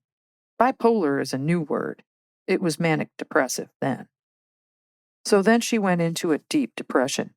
She called my father and she said, I'm going to kill myself. And when she knew that he was on his way, she would go out in the car and turn on the gas and sit in the car because she knew my dad would be home. And she wasn't really going to do it, we thought. She was just threatening. She wasn't really going to do it. And then it would be, I'm going to hang myself. And I know which beam I'm going to go to, and I'm getting the rope, and I'm going to kill myself. And Dad again would jump in the car and get home, and my mom would be in the basement setting up the stage. And he'd go down the stairs and sees her with the rope around her neck, and she'd be standing up on the chair. I'm not really going to kill myself, but I'm going to make him think I'm going to kill myself. Maybe that's what she was thinking. Or maybe she really would have killed herself if he hadn't showed up. But he always showed up. So to the hospital she goes as a schizophrenic. The first time they put her in, they treated her with medications, and then they decided that they would put her in a coma. So this is what they did. I was beside myself. Dad called and said, you've got to come home. Your mother's in the hospital, and they want to put her in a coma. And I said, what? Mom's in the hospital, and she has an IV running. And I said to the doctor, what is running in that IV and why? And he said, we have her in a coma because we want her to hopefully forget what she's been doing. And we will have some control. We'll have time to control her moods. I've never heard of this. And I said, what are you giving her to make her go into a coma? They put her into an insulin coma. They gave her glucose and just enough insulin to make her body think that she was in a diabetic coma. And I was like, this is crazy. And I said, this is too risky. I've never heard of this care for a psychiatric patient. She is a psychiatric patient. She does not have schizophrenia. She does not have menopause. And my father was behind me saying, well, they say that they can do this, and they will say that they can do that. And I said, no, this has got to stop. And at that point, they weren't treating her for their original diagnosis, the menopause. Remember that? They obviously screwed her up even more with all the medication for hormones and mental health and everything else. I mean, she was on a medication soup cocktail. Can you imagine? I stammered, I've never heard of this type of therapy and all, and I want her to come back into a normal situation psychologically and physiologically. We need to take her off of all of these drugs and start over. And they saw that I was determined, and I told them I was in nursing school and I knew what I was talking about. And so they said, okay, they would do that. And so they did. They gave her IVs and medications that would clear her system of all this stuff. And here I am. Oh, hello, Mom. You've just been asleep for 3 or 4 days, and we're going to take you home now. I said to my father, she needs to be in a psychiatric unit. We have them at Strong, and you can bring her up there. I can take care of this, I said. She is mentally ill. She is very, very sick, Dad.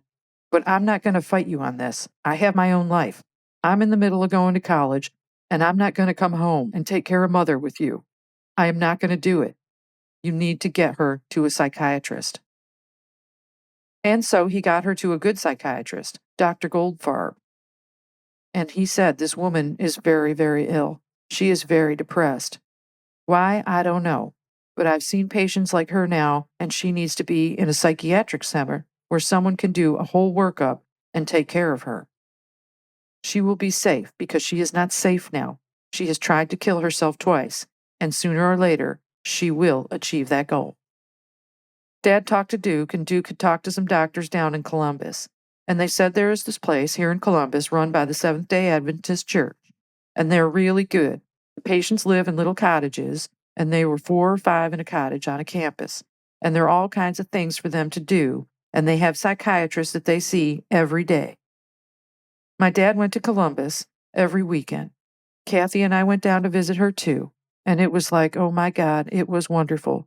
There were people taking care of her, and psychiatrists were in charge, and she was calm, and she had lots to do, and she kept busy, and she was quiet, and she was away from my father. She was there for 2 years. By then, she knew there was something wrong with her, and I think she was maybe a little frightened of that too, that there was something wrong. And then we learned, during that period of time, that her brother, who was in the Navy, Skip, he was sick too. Skip wrote her a letter and told her about the troubles that he had had and the medication that he was on. He had bipolar, and he told her she had bipolar too, and that 2 other of their siblings had it as well. 4 out of 10. That's a big percentage. And so he said she should take her medication, and this would just be a part of her life, and that sort of thing. At that point, I had lost contact with her brothers and sisters because they had moved to different areas, and I didn't see them much. I was in college, and then I was here, and then I was there, and then I had my own life and my own kids. It was not a family that stuck together, really, once everybody started moving on. I think the ones that were in Kentucky did, but we were far from that on every level. At this point, too, Etha had passed away. She had passed away when Mom was really bad. She had diabetes, and she died of complications from the diabetes. Now, as I look back on my spending time with my grandmother and grandfather, I think if either of one of them was bipolar, it was him. He was very, very quiet. As I look back and I think about the way he sat by himself a lot, and he was quiet, I think that maybe he might have been depressed. He might have been the depressed one. And he was a drinker, and that's probably trying to self-medicate right there. I think he was just overwhelmed by the number of kids he had, the life in the camp, and the whole thing. My uncle said he could get violent, too. I never saw it, but I do remember the boys saying to me one time that they got old enough to protect her when he would come in drunk and he would do some damage. But then they all got to the point where they were 5 boys and you could have 5 kids jumping on top of you, and well, that would protect her. I don't think he continued that behavior once the boys were big enough to step in. He would probably be afraid of them because they could have hurt him. I wonder if, given the fact that this was such a close-knit community, and even from camp to camp, if there was that much mental illness in one family, how much of it ran through the entire community. And I think in those camps, just because of the closeness of them, because of the number of kids and that everybody had, I think that there probably was. In Eastern Kentucky, let's face it, if you go down there, everybody has a lot in common. It's very tribal. And so Dad was at home in Niagara Falls, and he worked, and then he would go down there every weekend, and that was his life. That was the way he lived. And then they decided that it was okay for her to come home. They felt that they had medicated her, and that they had advanced in the types of medication. I'm trying to think what the medication that they gave her. Everybody was on lithium, probably. She seemed to be in control, and they had worked with the 2 of them, because this is a 2-person thing, and they felt that she could go home, and so he took her home. There wasn't any more they felt that they could do. She couldn't live there forever. It wasn't built for people to live there forever. And so he brought her home, and she continued to have some real ups and downs. When she was off her meds and she would disappear and he would get a call from somebody, I remember one time she went to a mountain resort outside Hazard. It was a really beautiful resort, a spa and all sort of stuff. And she made arrangements to go there. And she drove herself down. And she drove to all these places. I don't know why, but she did. But anyway, at this place, she got a room and she appointed herself the concierge. She started greeting guests at the check-in, and it was going on for so long that the employees actually thought she worked there. But her bill isn't being paid, and finally the hotel owner called Duke, and he said, "You've got to get her out of here, because she's greeting people in the dining room like she's the maitre d'." And he said, "It's upsetting to have her here, talking to people and asking them where they're from and doing all these other things, and telling them where she lives and who she is." The reason the guy called my brother is because whenever she would disappear and she didn't have any money or whatever, she would say, "Call my son Duke. He takes care of all my bills." And Duke would say, "Well, what's her bill? And I'll pay it. And Mom, you've got to go home now. You can't stay there any longer. You got to go home." And so she'd pack up her car and she'd leave. But sometimes she wouldn't leave. And Duke would call her and she would say, "I'm not going to pay for this anymore, and they're going to throw you out. So you might as well leave." And so then she would say, "Okay." And of course, she's driving around in this Trans Am with a T-top and the Golden Eagle decal that looked exactly like the one from Smokey and the Bandit, except hers was white. She loved that movie.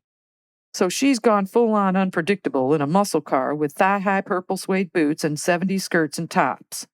Life is a party again. When she was off her meds, she was very funny. She was highly entertaining at this time. She had come out of her shell, and boy, she was funny. So she would just take off, and Ella Mae would call me and she would say, "Is your mother back home yet?" And I would say, "Well, I don't know. I'm in Rochester. I'm not in Niagara Falls. Where has she been?" And they'd say, "Well, she came down to my house and stayed 2 days, and then she sneaked out in the middle of the night. And I don't know where she is, and I don't know where she's going. Your mother, she's very childlike. And, well, she does what she wants to do when she wants to do it. And I know the family's been through a lot with her, and she's very ill. But she is so childlike, and it's hard to deal with her. So she's on her way somewhere, and I just thought you should know." And I would say, "Okay, thank you. I didn't know she was down there." And at this point, too, they would go to Puerto Rico a lot because Dad covered the Puerto Rico labor relations for Carborundum. As you know, he had crossed the table, and he had left Olin Matheson and went to work for Carborundum. And so he had a good section of Canada and all the United States and Puerto Rico. And it was a big job. So the next thing we know, well, they got a winter place in Florida, and they kept the house in Niagara Falls. And that seemed to work out pretty well because she had year-round golf to play, and she had bowling. She was in a situation where it was in an apartment complex, so she got to meet a lot of new people. And that worked out pretty well to keep her busy. She had her psychiatrist down there, but she wouldn't be regulated, and there were times that she didn't take her meds. And so Dad would put her in for a long weekend or whatever, and they'd get her straightened out, and then she'd come back home. I was down there one time when he said, "Did you take your meds today?" And she said, "No." And he said, "You know you have to take your meds." And I'll never forget it. She was in the bathtub and she said, "You can't talk to me. I'm in the bathtub and I'm naked." And he says, "Well, I'll send Connie in then." So I go in and I said, "Mom, you need to take your meds." And she'd say, "No." And I'd say, "Why?" And she'd say, "Because I'm better. I'm better." She always thought she was, but the reason she felt better was because she was taking her meds. And that's what I would try to explain to her. The reason you feel better is because you're taking your meds. And when you don't take your meds, you're not better. You're worse. And so, childlike as all, she said, "Okay, I'll take my meds." Now I know you're thinking, they've been married now for over 30 years, and he can't go into the bathroom and see her naked? Well, maybe it was because I was there. But I also have to say, he called her mother, and she called him father. They were funny that way. She was on lithium at first, and then they put her on Depakote. And then they would put her on a couple of other meds that enhanced the ability of the Depakote to bring her down. But they didn't want to bring her too far down because then she'd go into depression, and that's when she would try to kill herself. And she almost did kill herself one time. And I remember Kathy calling me and saying, I hate this disease. I'm beginning to hate her. I can't stand this anymore. I just came home from the hospital and she had tried to kill herself. She took pills and she drank. My mother never drank. She was not a drinker. She ended up in intensive care and the doctor came in and he said, we're all very lucky. We were very lucky because she came very close this time. And then there was the time Dad called me from Florida and he said, your mother's left. She's on her way to Niagara Falls. And he said, I was out playing golf, and evidently somewhere along the line, she's met a moving man. Well, this is kind of a funny story, because when she hired that moving man, she went through the house and she paid him to do this. She went through and she counted half of everything that was in the house. 6 chairs in the dining room, so she took 3. The chairs in the living room, there were 2, so she took 1. She took half of everything. Plates, silverware, pictures, linens, towels, you name it. Everything she took half. The guy loaded it all up in his truck, and she gave him the money, and they never saw him again. He totally scammed her. And this is how Grace traveled by air. She didn't know how to arrange for a ticket. She just knew that if she went in and demanded one, sooner or later, someone would hand her a ticket. So she would go to the airport and she'd stand in line and she would say, I want to go to Niagara Falls. And they would say, well, you don't have a ticket. And she would be so unruly that they would manage to get her money out of her and get her a ticket, put her on a plane. She just went in and said, this is what I want, make it happen. It's an interesting approach if you think about it. You're either going to get it or you're not. And when she got back to the home in Niagara Falls, she got wood and nails and a hammer, and she was hammering wood all over the windows so my father couldn't get in. And so the neighbors saw all this, and they by that time knew that she needed help and whatever, so they called the police. And the police called my father and told him what was going on. So Kathy is living in Niagara Falls at this point, and she goes over there, and she's got everything boarded up as much as she could. So my sister is trying to get in and telling her this and that, and I don't know what happened, other than the police evidently talked her into unboarding the house, and they got her back into the hospital. They called her psychiatrist, my father flew back, and he unboarded the windows and sorted it out. Well, that lasted a little while, and then my brother gets a call, and it's from the Georgia State Police. My mother had decided that she needed money, and she was going to be independent, and this is the sort of thing that she set up. She set up a pecan stand selling pecans on the side of the road. And it was her little lawn chair and a basket of packaged pecans next to her, with her white Trans Am blazing in the sun, and the cops come by and they say, what are y'all doing? And she tells them, well, I'm selling pecans, can't you tell? And they say, well, you can't do this, you don't have a permit. You have to have a permit to sell pecans in the state of Georgia. Well, what do we know about my mother when she needs to make arrangements? She goes to the place that she can and she makes a fuss. She didn't have a permit and she didn't know how to get one and she needed a place to stay. So she says, well, then I'm going back to the police station with you and I'll sleep in one of the cells until I get my permit or you call my son to come and get me. They give her dinner and a place to sleep and probably a couch or something and all that sort of stuff. I'm sure they were very nice. And they called my brother and my brother says, well, if you can keep her there, that would be good, because I'll have to call my father to come and get her. Now, I do not know to this day whether my dad just got on a plane to Atlanta or drove up there, but he did go get her, and they came back to Niagara Falls. But I felt so bad for my father, because he would call me and he would be crying, and he would say, I don't know where she is. She hasn't called, and she hasn't called your brother, and she hasn't called you, and I just can't do this anymore. He was trying to hold the lid on all these years, and she was just boiling it up. And finally, the lid blew. And the two of them went into, at least it seems like, 15 to 20 years of mutual torture between her having to battle this illness that nobody understands. They were throwing her into comas and putting her on drugs. And one of the things that they were doing, it was absolute torture. They would electrocute her. She knew that this was going to happen, and she was terrified. They would take you into a room, and I couldn't go in to hold her hand or anything, and I knew what they were doing. She knew what they were doing. Basically, they electrocute you to give you a grand mal seizure, and then when you come out of it, you'd be all bruised, and you don't remember anything except this horrible thing. It was just awful, awful. You knew something awful happened to you. And they would give her cookies and all this other sort of stuff and get her blood sugar back up, and she would say to me, "Do you know there are periods in my life when I had the ECTs that I can't remember because it took my memory away, and I can't remember anything. There are entire parts of my life that I would say, I just don't remember at all. They took my memories." How mysterious, as I said earlier, this disease or any mental illness was back then, and how they felt like they had to erase your brain, putting people into a coma or giving them electrical shock therapy. They think that just erasing your brain was going to fix the problem. It didn't fix it, and it was awful.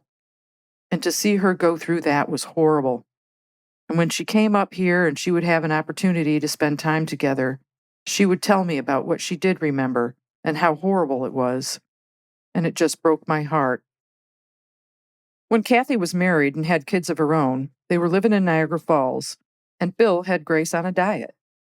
There were days she'd come driving up the middle of Vanderbilt Boulevard with her T-tops off and her hair whipping up, and there'd be McDonald's bags and Burger King bags and plastic cups and napkins flying out of the car, because they'd all be meeting there for dinner, and she didn't want Bill to see all the fast food bags in her car. And then she'd get out of the car in her knee-high purple velvet boots. She just littered that road from one end to the other. But yeah, she was thin as a rail and just as tall and beautiful as ever. And there are just more stories than you can imagine. There are some things that she would do that would just absolutely crack me up. I just could not laugh. She loved to bring balloons to my kids, and she would go and have balloons all blown up, and then she'd tie them all together and put them in the back of her Trans Am, and then she'd drive up with all these balloons stuffed in the Trans Am and open the doors, and these balloons would just go up everywhere. And my kids were just so excited. They would just say, "Oh, look at all these balloons." And I would say, "Oh, Mom, you could have died. If those balloons had got up in front of you while you were driving." And she would just say, "I know, but look how much these kids just love balloons." But she would never call me and say, "I'm really not feeling well, can I come up?" Or, "I need to spend a couple of days away from your dad," or this or that. She never did that. I don't know why. My mother never wanted to talk about death, or a will. I took care of everything for her until I got to the point where I had to know what her wishes were. I tried to talk to her 2 or 3 times, but she just wouldn't talk about it. She would say, "I don't want to talk about that." And until the bitter end, I never said anything to her about death or dying. But then it came time. "I have to know this, Mom. I'm making out your will, and you've got to toughen up. You've got to tell me what to do." I said to her, "Well, do you want to be cremated?" And she said, "Burn me up? No." I said, "Well, how about we put you in a casket and bury you?" "Throw dirt in my face? No way." So we finally came around to the fact that she wanted to be in a drawer. Maybe she was in a drawer as a baby. They would put babies in drawers when you didn't have a crib back in the day. At my grandmother's deathbed, she was talking to Etha. And there she is over at Whitehaven, in a drawer in the mausoleum. It seemed my extended family looked at a person's life from only the past and the present. I never heard stories about people after they died in the past tense. It was always in the present or how they had grown up or something like that, as if they were just away somewhere. At least in our family, my grandmother's family, they didn't talk about dying or death, and you have to admire that in a way, from a spiritual sense. You were always in your place with them, dead or alive. The end. This book is dedicated to Stacy. Special acknowledgement goes to Nick Cruz for his instrumental work in this memoir and the Lomax Digital Archive in partnership with the American Folklife Center. Copyright 2023.